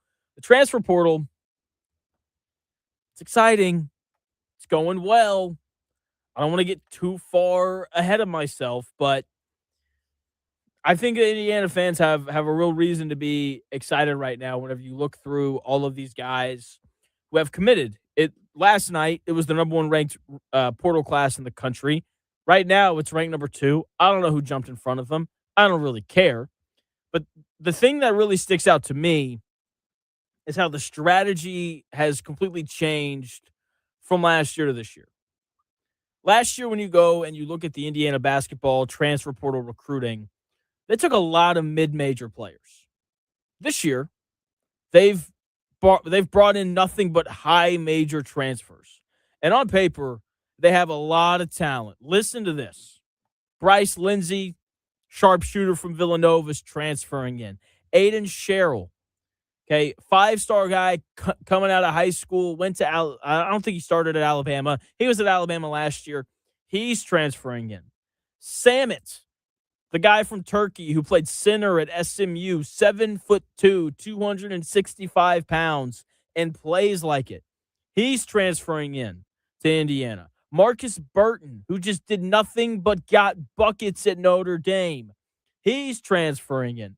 Darren Harris, top 40 recruit coming out of high school, sharpshooter at Duke last year. He's transferring in. Jaden Mustaff, 4-star guy, transferring in from Georgia Tech. It's hard not to like it. It's hard to not be excited about the, trajectory of Indiana basketball. A lot of those guys have multiple years of eligibility as well. Coach DeVries has no excuses whatsoever going into next year. With that being said, every team in the Final Four this last year kept at least 4 important contributors from the year prior. That's why if you're a Purdue fan, you have to be excited about their season next year. They kept everybody, not one transfer.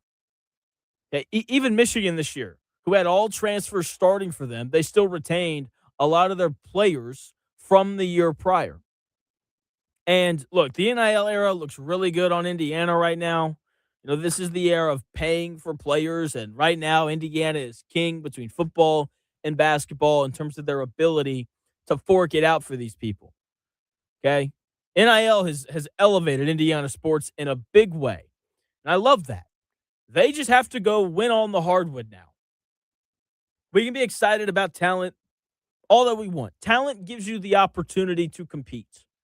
I know that recruiting Indiana kids is really important to Indiana and Purdue fans. And I understand that having homegrown guys, it's cool. It's an important and a unique thing. You find more guys that I think understand the brand a little bit better, when they grow up in the state. With that being said, I would rather be really talented than have a bunch of kids from Indiana playing for Indiana basketball. And that is what it looks like the Hoosiers are going to have, right? Like, this team is going to be significantly more talented than the Indiana team that we saw take the floor this last year. No excuses for Coach DeVries. Second weekend or bust. Indiana hasn't made the Sweet 16 since Tom Crean was the head coach.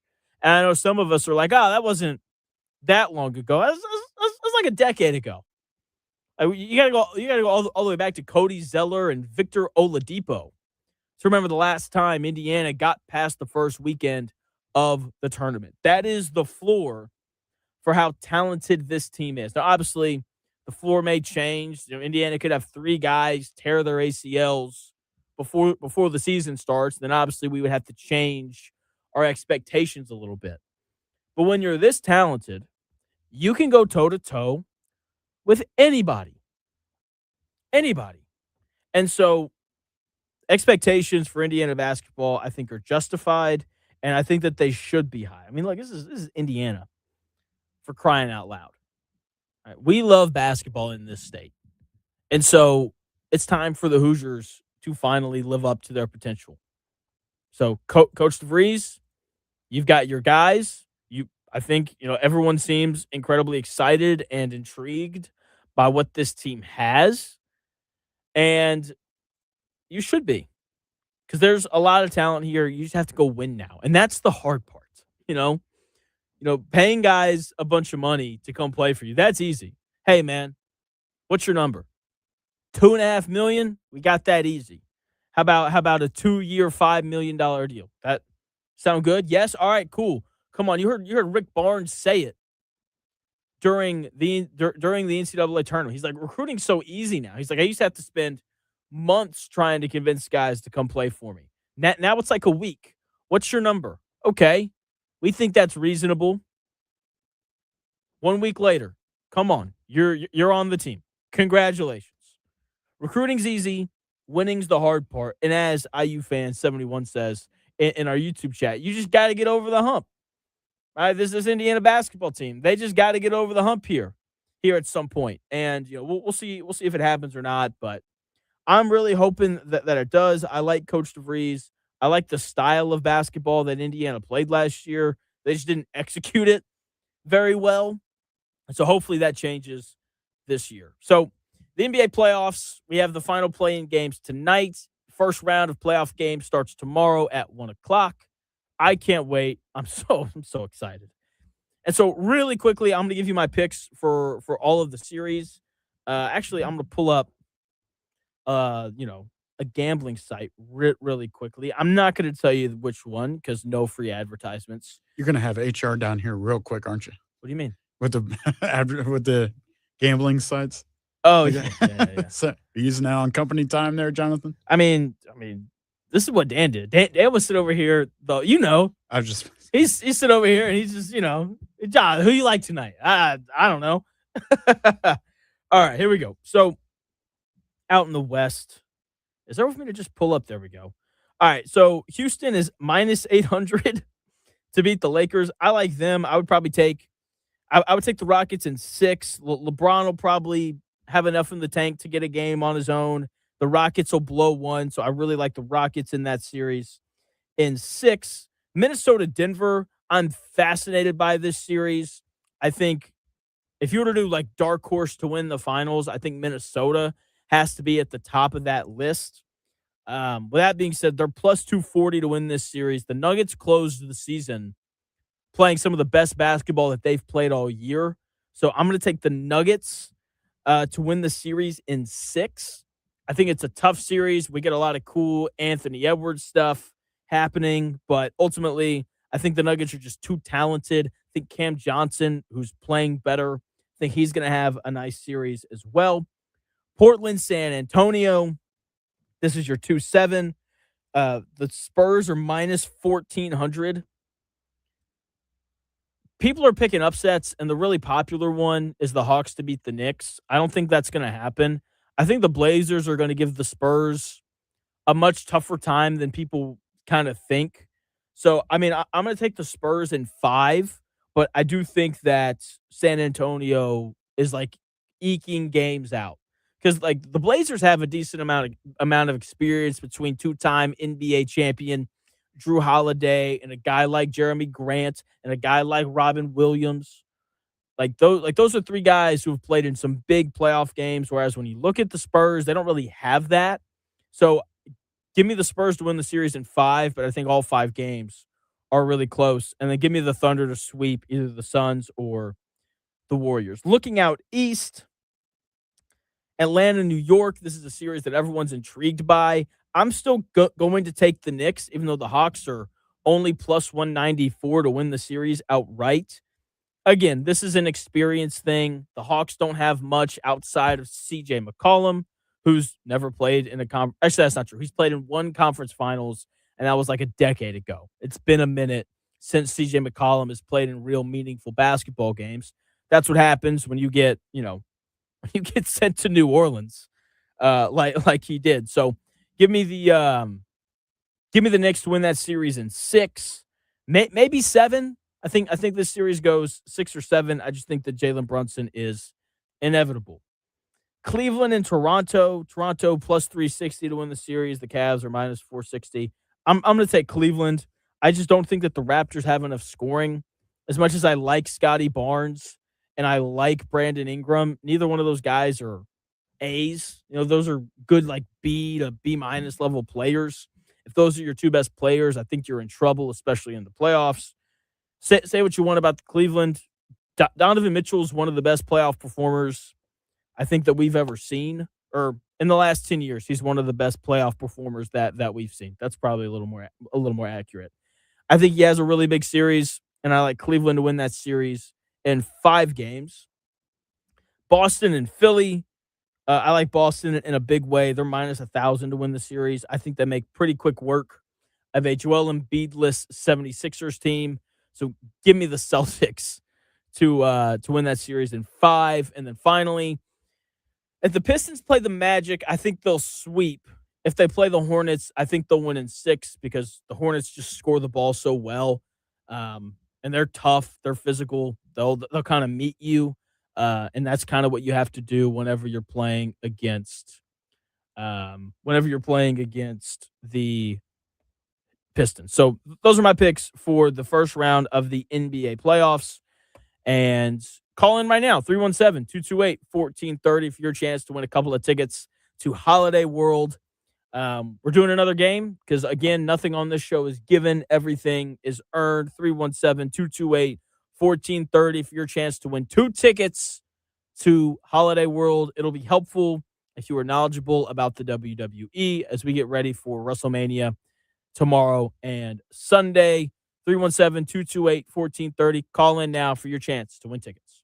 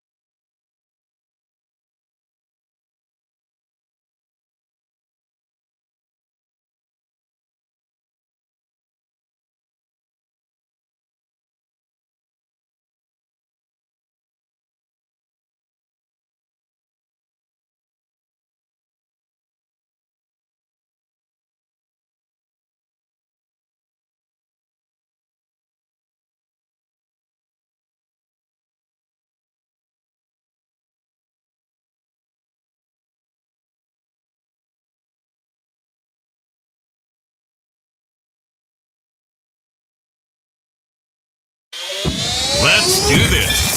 It's the Real Jonathan Smith Show on Indy Sports Ticket, 1430 AM, 93.9 HD2, and always on the free Indy Sports Ticket app. What's going on? Welcome back. Hour number 3 of the Real Jonathan Smith Show getting underway right now. We're playing a game for tickets to Holiday World. Thank you for tuning into the show, no matter how you're tuning in, whether that's YouTube, X, the Indy Sports Ticket app, or 1430 AM. So many ways to listen. There's really no excuse not to. Joining me now are our contestants for a chance to win a couple of tickets to Holiday World. We got the Misfits. C. Fitch, what's going on, man? How are you? I'm great, brother. How are you doing? I'm doing good. I'm telling you right now, if I beat you at this, you're never going to live it down. Yeah, you're not going to beat me. I was batting 1,000 when you buzzard went. Okay. Should be. Are you familiar with theme songs, Jonathan? No. I know John Cena's, and that's it. Okay. That's the only one I know. This should be good. I want to hear your guesses, but C. Fitch, I would imagine that you're a pro at the WWE theme songs, and these are going to be past and present. So are you ready? Past and present. Oh, I'm ready. I say we let the host go first. Okay. Yeah, let the host embarrass himself a couple of times. Jonathan gets a handicap. All right, Jonathan. All right. You have the first shot. Here's the song right here.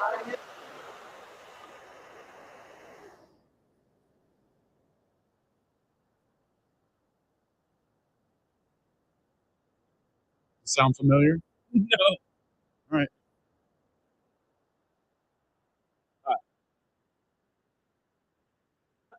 Help me out a little. Current guy or past guy? Past guy. Yeah. Pass Red away, and- guy. Red and yellow. Passed away. You know? Yeah. It is. It Look. is. Oh, let's go. There you go. Oh, I got one. All right, man. How many do we have? I'm not sure the total. We'll just Okay. We'll just go until there's. I'm gonna keep track of score. All right. I got one. See Fitch, you ready for song number 2? I am. How long do you want me to wait till I guess? As soon as you're ready. Yeah, as soon Fine. as you know Okay. it, jump in. But Jonathan, you have first crack at it apparently. All right. Okay. All right.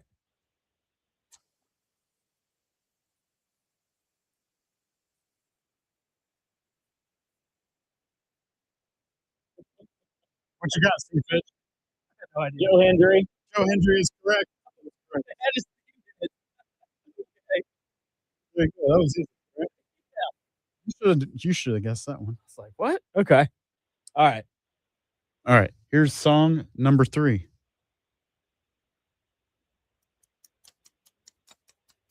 Past or present?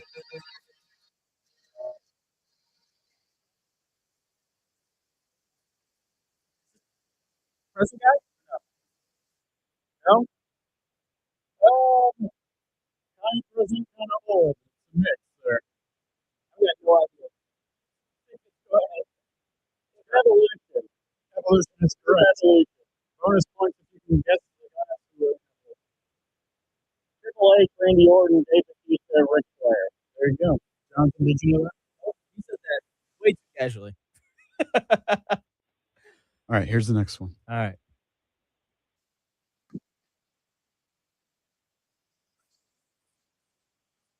Your face is priceless right now.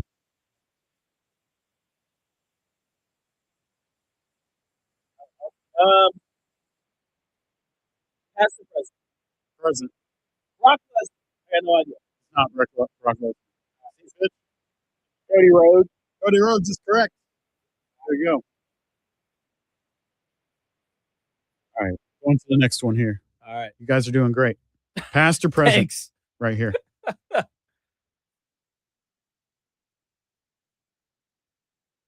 Funny sounds. Past. This is a good song. Yeah, I guess you can kind of say past. No idea. Say Fitch. Former UFC fighter. Former UFC fighter. Ronda Rousey. Ronda Rousey is correct. Oh, Yeah, there you go. Do a couple more. See if Jonathan can guess any at all. Let's just go until I get one more. Okay. Maybe here for a while. I was going to say we make Jonathan's guesses worth 5. Give him a real handicap. There we go.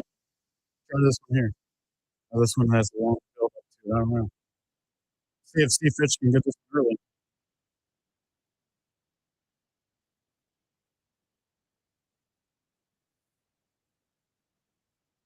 No idea.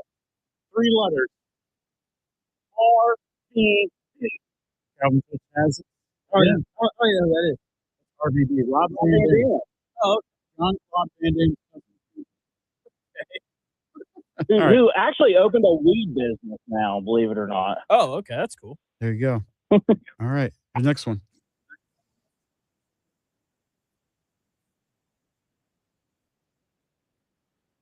He was just in a picture, Jonathan, with Pat McAfee on the Pat McAfee show. Oh, so, we'll go. I don't know. Go ahead. I got no clue. Your new 15-time world heavyweight champion, the Viper, Randy Orton. All right. I think this will be the last one. Yep. Let's wrap it up. It's a present wrestler, but it's an old thing. See if Steve Fitch or Jonathan can get this one.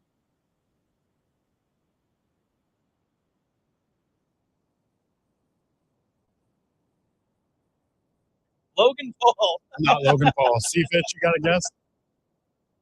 I don't know this one. Oh, Uh-oh. Steve Fitch. so this is like his old intro song. Yeah. Here it's about to kick in. He's wrestling in WrestleMania this weekend. Cody This- Rhodes. No.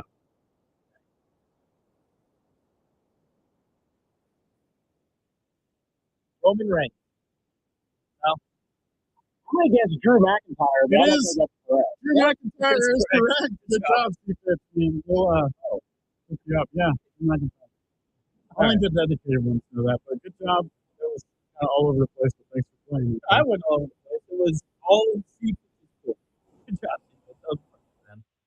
Hey, you guys got it. I appreciate it. I can't wait to go to Holiday World That's and right. get on my free soda, so let's get it going. Free soda. I want a video of you body slamming somebody in the water park. I'll send you a video of me body slamming somebody Saturday or Sunday. There you go. Nice. There you go. I can't believe I got one. All right, Steve Fitch. Man, I had a question for you. And how much of WrestleMania are you going to watch this weekend? Of the 17 hours of coverage, how many hours are you going to watch? The only pre-show I watch is when I'm just waiting on it, like to start, so like 20 or 30 minutes, and then usually I don't do the post-show at all. So to answer your question, probably 8 to 9 hours over, total. Jeez, man. What I can't judge though. What match are you looking forward to the most, Steve Fitch? Roman Reigns, CM Punk. That's fair. Did you guys see Roman Reigns' video he put out yesterday I did not. on no. X? Uh-uh. All right, I'll send it to you. I like it when they totally break character, and you can tell these guys truly don't like each other. When they start mother effing each other, that's the stuff I like. Okay. That's fair. We'll have to check that So out. I will send it to you. You just can't play it on the air. Sounds good. Okay. That's All right. what the dump button's for. But all right. That's right. All right. Happy WrestleMania weekend, guys. See ya. Sounds good. Thank you, Steve Fitch. See you. All right. Congratulations to Steve Fitch. 2 tickets to Holiday World for the Misfit. Ross is still on the line too, by the way, if you want to talk to Ross. Sure. Yeah, absolutely. Ross. What's going on, Ross? Hey, how you doing, man? I'm doing good. You ready for WrestleMania this weekend? Yeah, I got to figure out how to try to watch it. We had a group go to a movie theater over in Portage for the Royal Rumble, Oh, wow. which was really cool, but I don't think I can make Sunday night happen this time because it would be about 1 a.m. by the time I got home from the drive and after the show and all that. So, yeah, 17 hours of coverage. My goodness. Yeah. I guess it is ESPN. Yeah, as much as they can. But ultimately, ESPN Plus or whatever the premium is that you can subscribe to, you can watch it all on there. But if you want to watch, if you already have regular ESPN2, the first hour on Saturday for that, and then Sunday, first hour on ESPN. But everything happens on the ESPN Plus. Yeah, I thought Broken Dreams was a pretty good theme by McIntyre back in the day. That I last agree. one you played. I agree. Shaman's Harvest is an underrated band. I like that one. Yeah, I wanted to ask Jonathan. I just thought of something I forgot, wrestling related. But I was going to ask you, with the draft coming up, do you think that Ballard, in his own heart or mind, like knows or thinks this is like probably the last time I'm going to draft?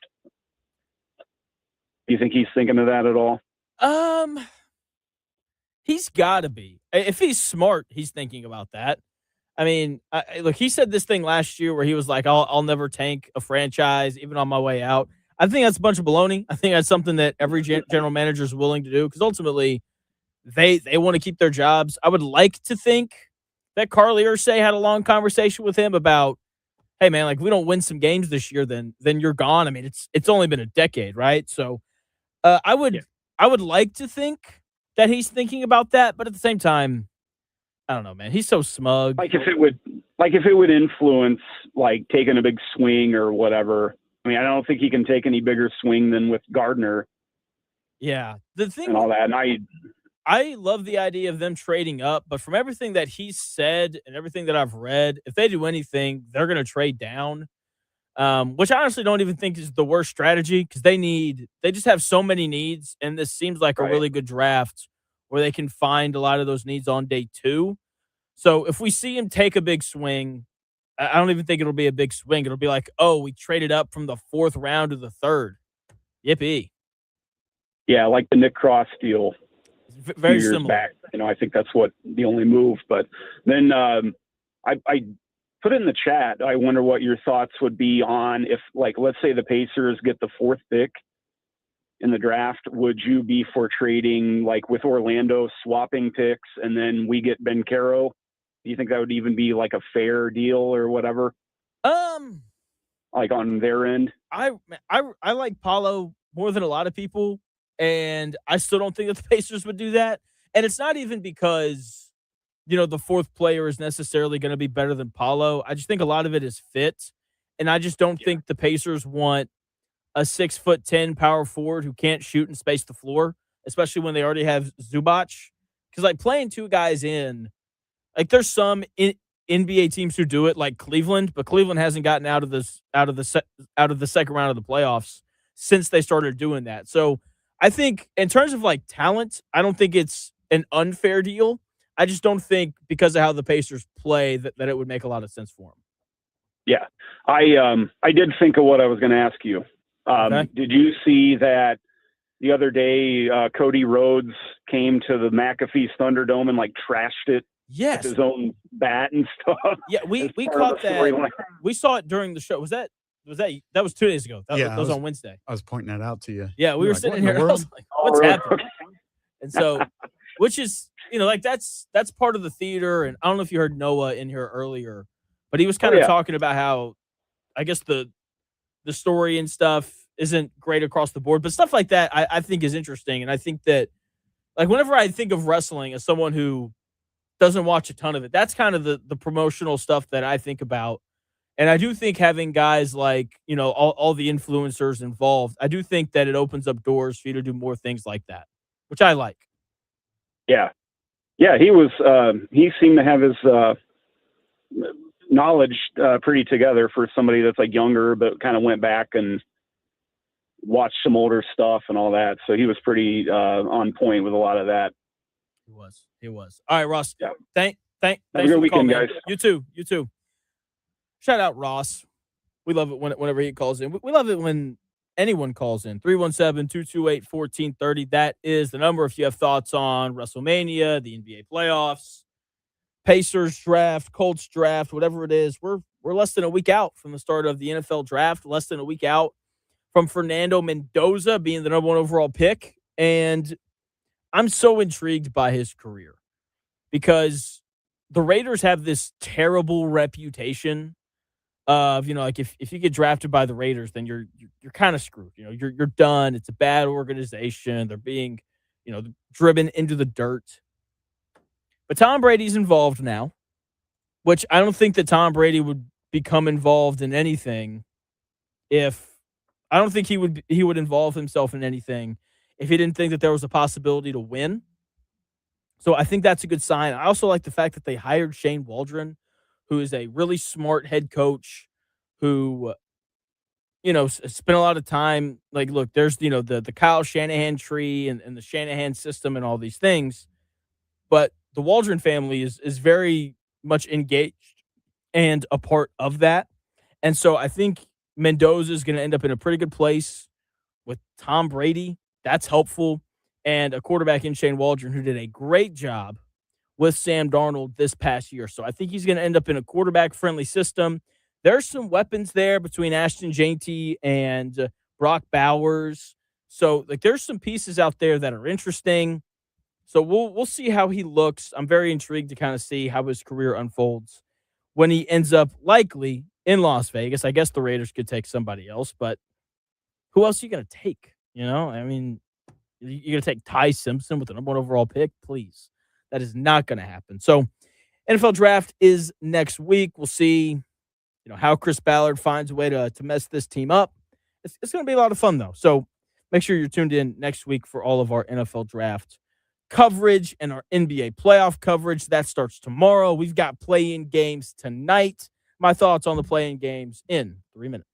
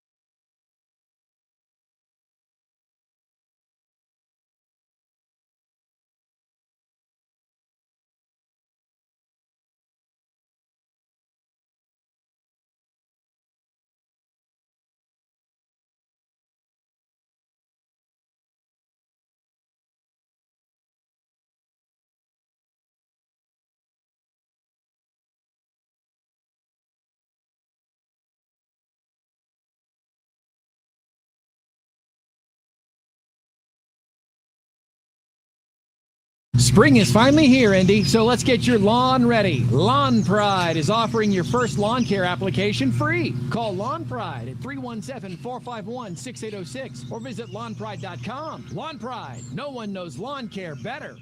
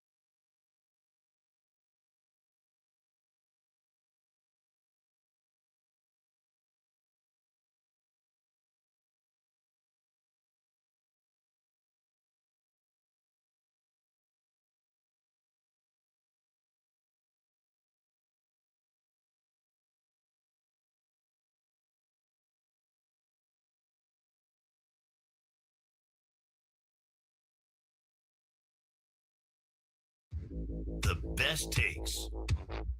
Maybe. The Real Jonathan Smith Show on Indy Sports Ticket 1430 AM, 93.9 HD2, and always on the free Indy Sports Ticket app. Welcome back to the Real Jonathan Smith Show here on Indy Sports Ticket. Thank you for tuning in, no matter how you're tuning in, whether that's YouTube, Indy Sports Ticket.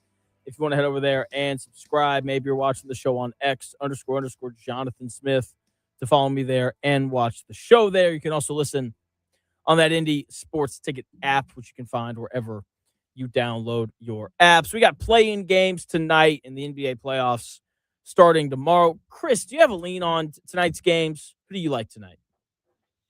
Remind me who's the games tonight. First game, you got the Hornets and the Magic.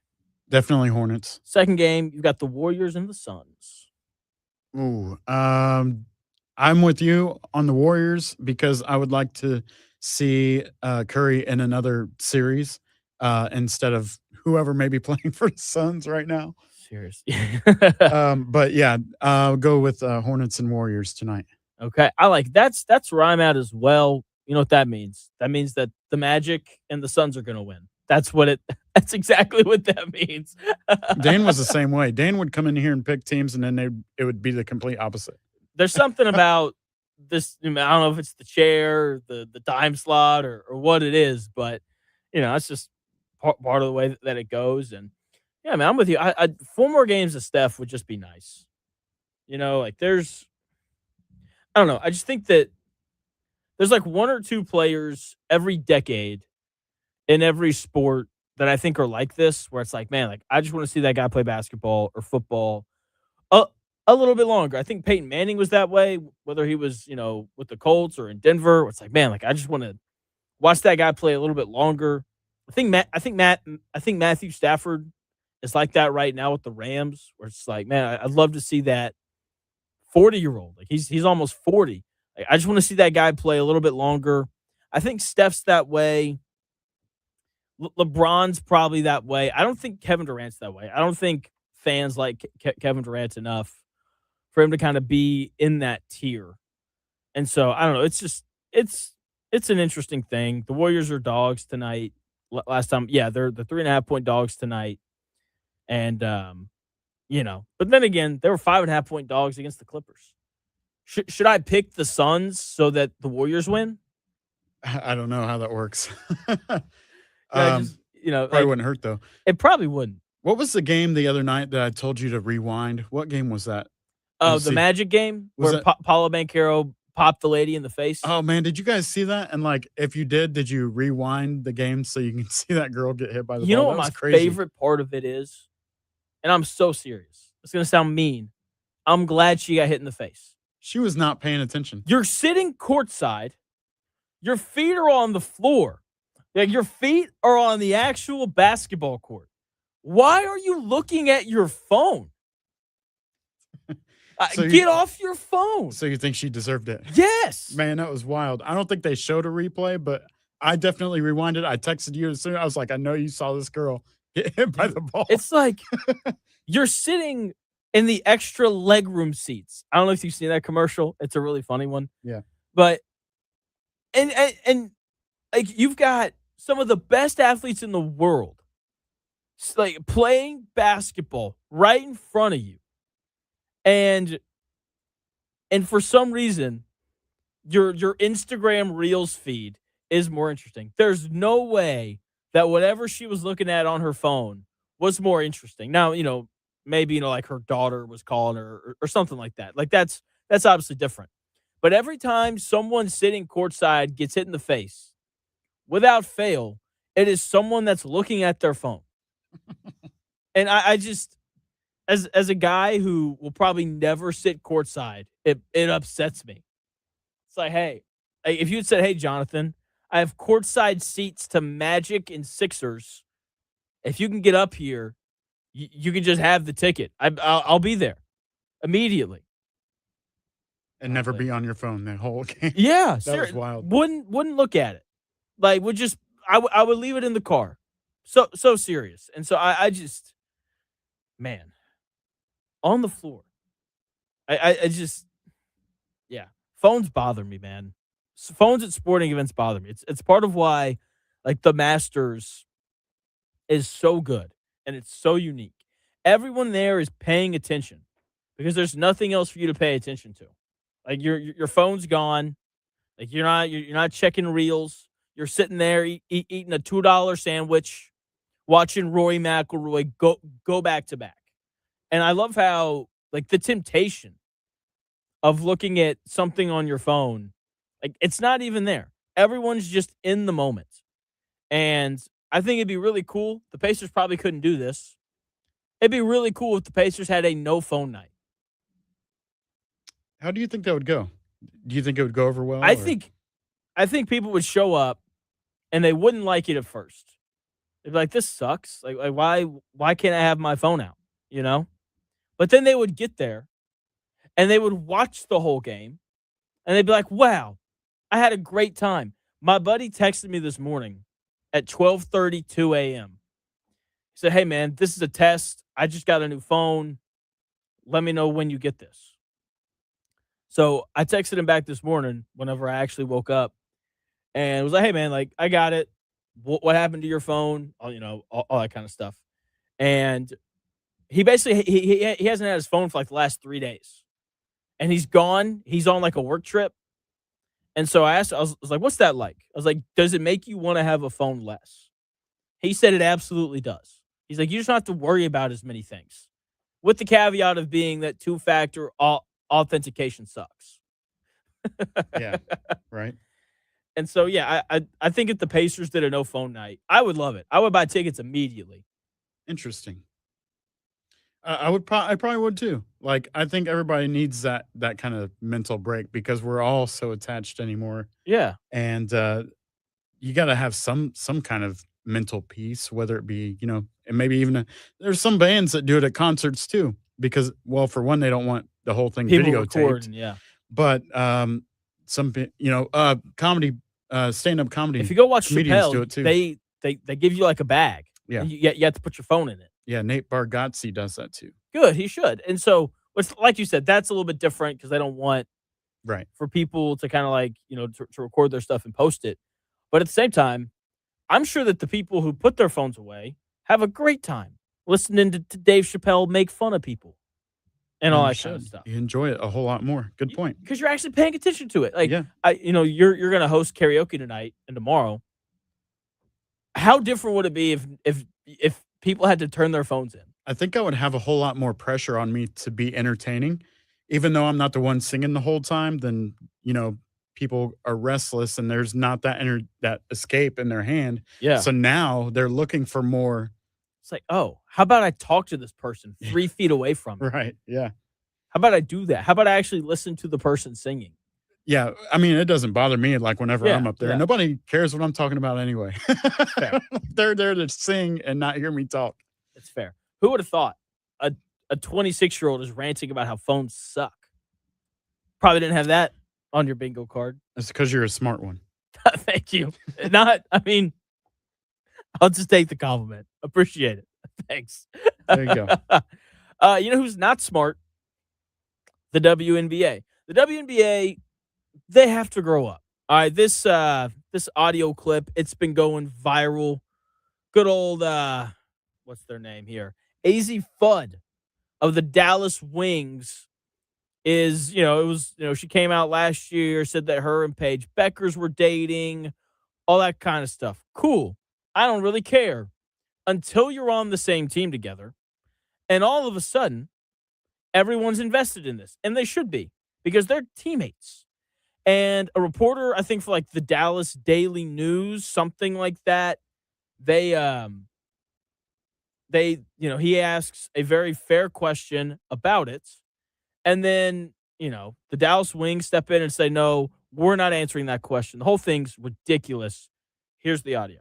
Paige announced last year on TikTok that y'all were a couple, and I'm wondering if that is still the case, and if so, if y'all have talked to any other couples in the league about how they negotiate that dynamic as pro teammates.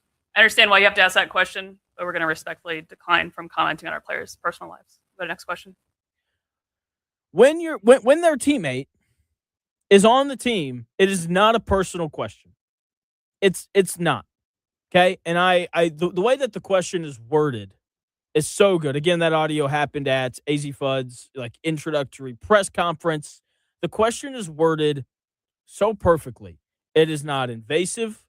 It's not, hey, are you living with Paige Beckers? Because that would be a personal question. It's probably crossing some sort of line. That question doesn't need to be asked. But hey, are you guys still dating? You guys announced it a year ago. And have you talked to other WNBA couples about how they navigate this? Right? So he sets the precedent of like this is something that is actively happening in the WNBA. How are you guys planning to navigate this? And then the Wings step in and say, no, that is a personal question, and we're not going to be answering those. That's absurd.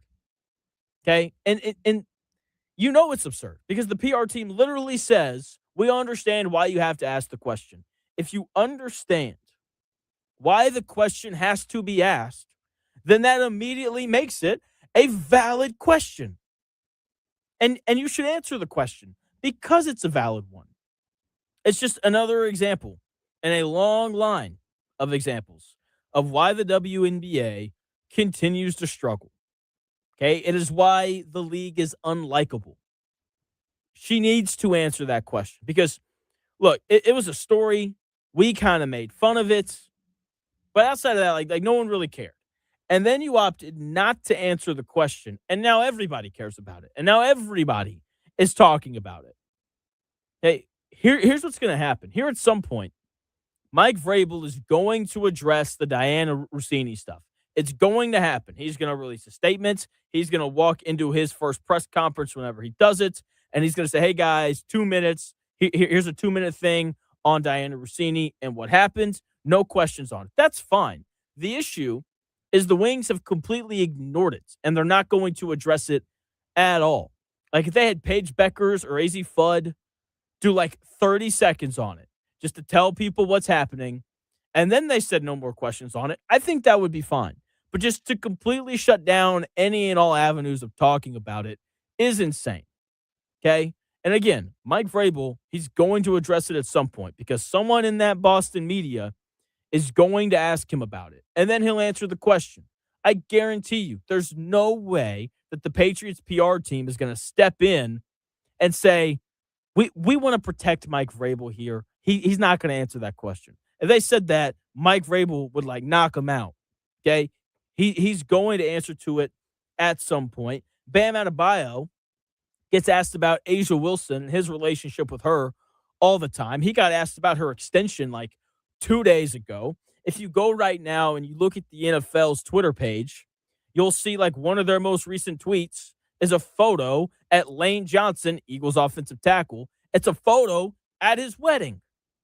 So like when you're a big star, for example, if you're the number 1 overall pick in the WNBA draft, a league that is rising in popularity, maybe not likability, but in popularity, then I'm sorry, but like you don't really get a private life anymore.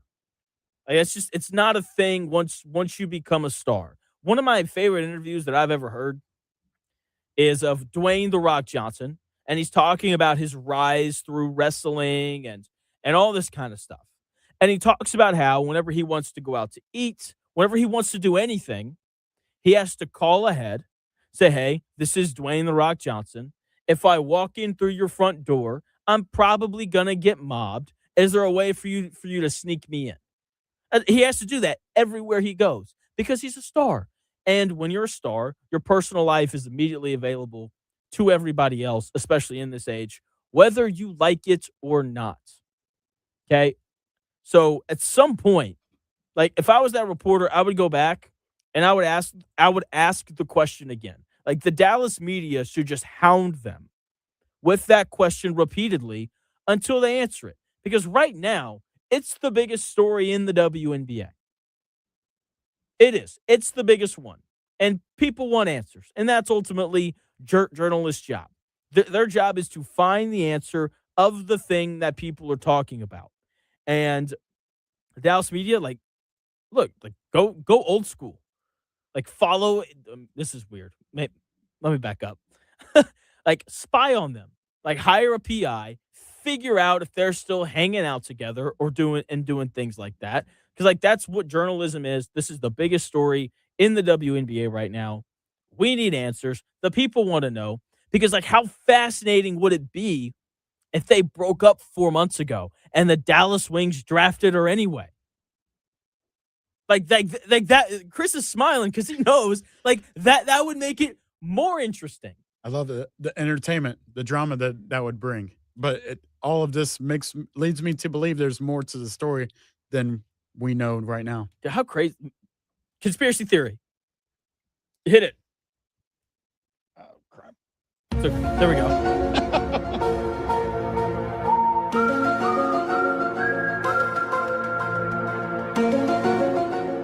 the Dallas Wings won't answer the AZ Fudd Paige Becker's "Are you dating?" question because they broke up. And they know that as soon as they announce that they broke up, it just opens a whole nother can of worms. That makes a lot of sense to me. What do you think? I agree. There's definitely something there, and if they split up, it's obviously still too soon to talk about it. A little bit sensitive there.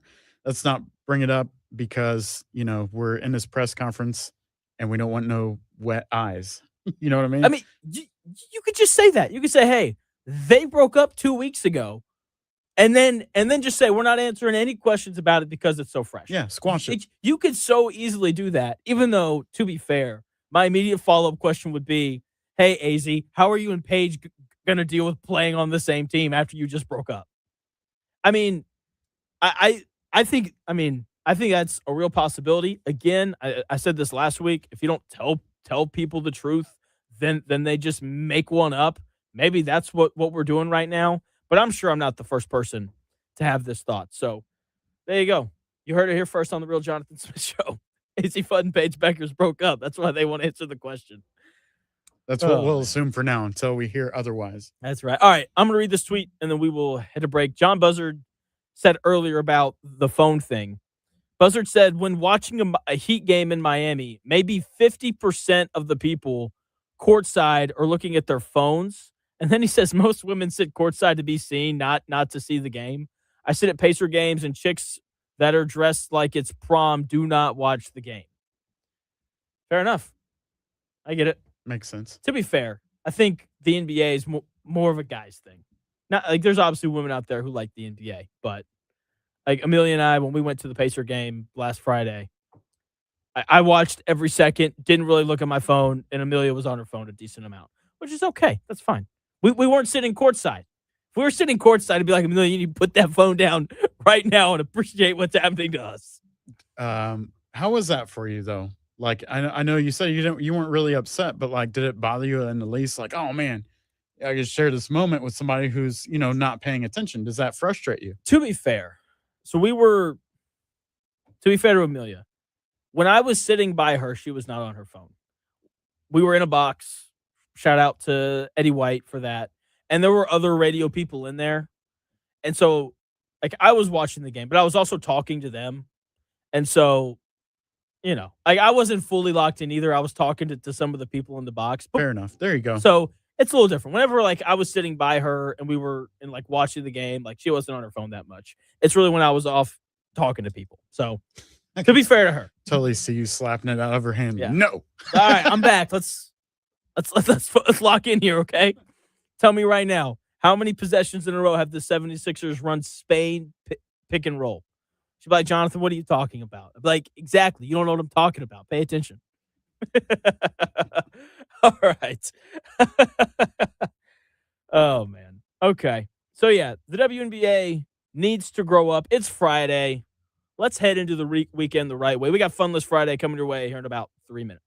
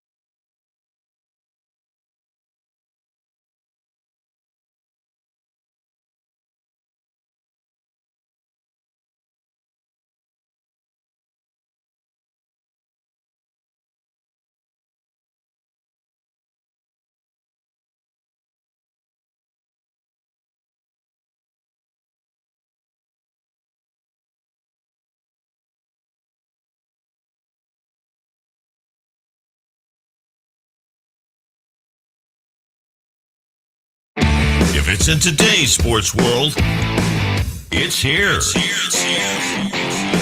The Real Jonathan Smith Show on Indy Sports Ticket 1430 AM, 93.9 HD2, and always on the free Indy Sports Ticket app.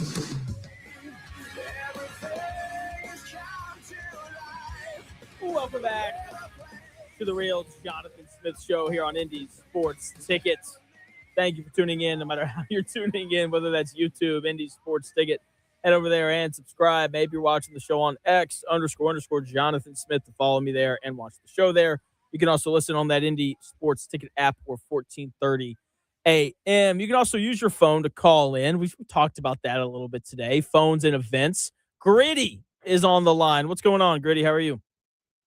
Good. How are you doing today? I'm doing well. What's going on? Oh, I was just calling in about having a phone at the events. Like when I was at the Indiana National Championship football game, everybody had their phone out at the end recording everything. I'm like, well, there's no reason for me to record it because it's going to be on YouTube somewhere and I can just sit there and actually enjoy the moment and not have to worry about getting the right picture or whatever. People just don't enjoy the moment anymore. They need to record everything and document it. And when half the other stadiums recording it, you don't really need to. Yeah, and they're recording it on a better camera. I don't want your grainy video camera on my feed. I'm good. I'm with you. Like whenever I go to a big event, I want like a photo and then I'm going to put it away and I'm good for the rest of the time. Yeah, I agree there. I also I don't know how you are, but whenever I'm with people and I'm like talking about something that like I went and did, even if I have photo and video of the event, I never pull out my phone to show them. I just tell them what happened. Yep, that is a good point. I mean, I might show a picture every now and then, but in general, you're not like, oh, this is what happened here, and then this is what happened there. Yeah, and it's also, I can be mean sometimes, but like, I don't want someone pulling out their phone showing me photos for 30 minutes about something that they went to. I'm that person, Jonathan. I do really? that. That's surprising. I won't do it to you though. Okay, sorry, my bad. My bad. Hey, look at this. And sorry. No, you're good. Ready to go. I also wanted to let you know that I've started going ahead and sewing the next Indiana basketball banner with all the recruit talk. I was going to ask about that. So you're excited? And no, I'm being facetious. Well, I'm trying hard not to get excited because even though look, it is Indiana basketball and every year our hopes get up and then they never really meet the hopes. They are really talented right now. I don't think you can deny that part of it. And that has to be like at least a little interesting for you. They might be talented individually, but will they be talented as a team?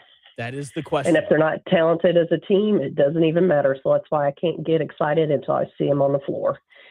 How many games do you have to see from them before you're like, all right, I'm in? I don't even even at the beginning of the season when they're playing Little Sisters of the Poor and stuff. You can't be a judge of character of that. You've got to, have some good competition. So and be able to compare 3 or 4 games into Big Ten play. Yeah, or maybe even later in December, maybe when they're playing Kentucky or somebody. Even though I don't think Kentucky will be very good this year either. But yeah, they're going through it right now. No one wants to go play for them, which makes me happy. It just makes my me very happy too. It makes mine too. All right, Gritty. Thanks for the call. Always good to hear from you. All right. Have a good weekend. You too, Gritty. Gritty, man. We got all the misfits calling in today. Gritty, C. Fitch, Buzzard, Ross, all of them. It's a really great time. But yeah, the phones at the events thing, like. So you said that you show people photos and stuff. I do. A lot of it is because I want to share the happy moments that I experience, especially if they didn't get to go and they're really interested and be like, man, I really want to go. It's not like, here's what you missed. No, it's like I would want somebody to be like, I know you really like this band. Check out how it went kind of thing. Okay. That's different though. All right. Like there's some people who just don't pick up on social cues. It's like, hey man, like I'm just trying to be nice here. You're telling me about this thing.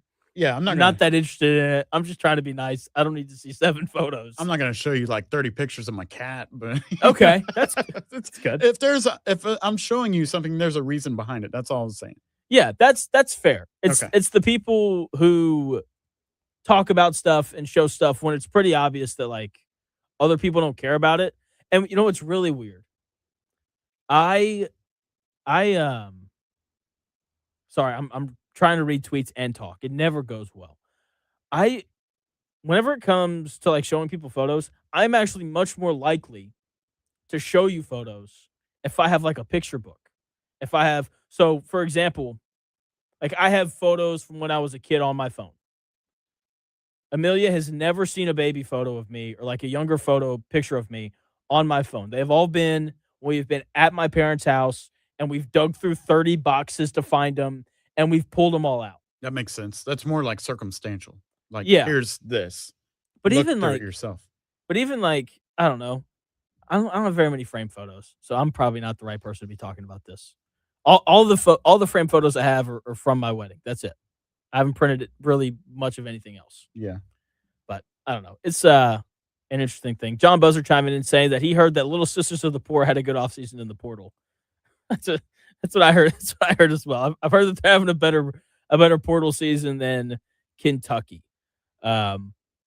which is funny. So, oh man, we're covering all the bases today, as we always do. We don't have enough time for Funless Friday, so instead, I want to go to a little bit of Michael Pittman Jr. This morning, he was on Good Morning Football, and they asked him about Aaron Rodgers. Hey, like, do you know if Aaron Rodgers is going to come back or not?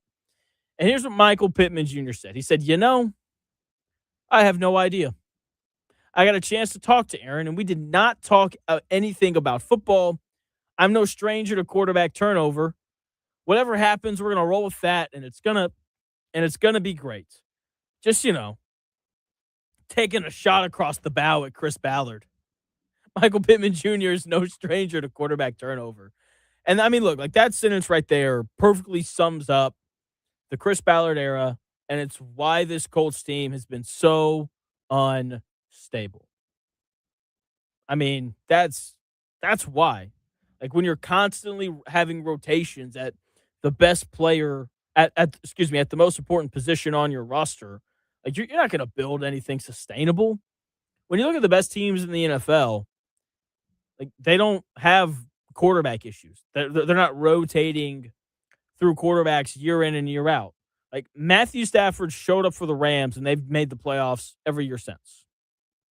Baker Mayfield showed up in Tampa and they've just won that division every single year because there's consistency at the quarterback position. CJ Stroud got to Houston and they've been good every year since. They've made the playoffs every year that he's been their quarterback. The Jaguars over the last, 5 years or so, ever since, Trevor Lawrence was drafted, they found more success than the Colts have. You know why? Because their quarterback position isn't a revolving door.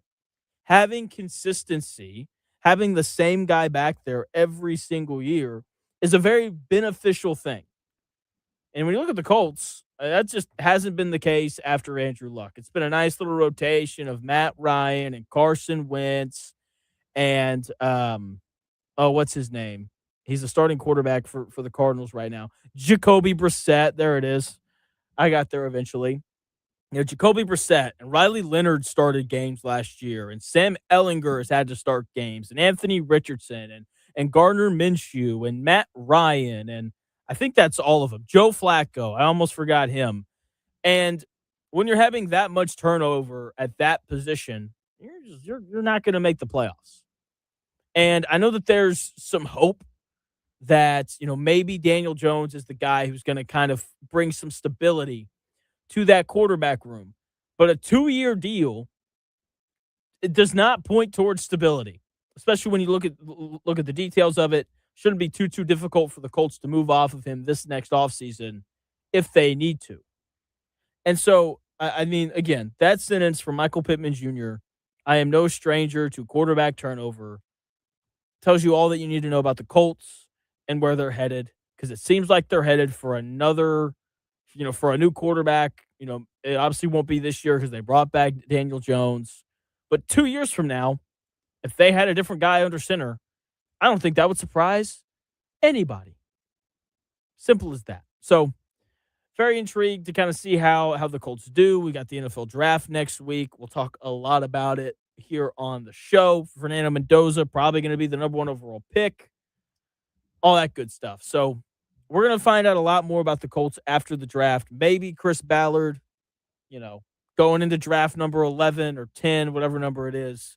Maybe this is the year where he pulls magic out of the hat and he lands like 4 day 1 impact starters. Maybe this is the year that it happens.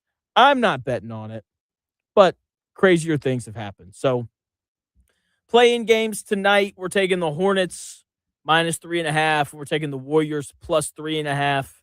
I like both of those teams to win their games as well. And then we got the playoffs starting tomorrow.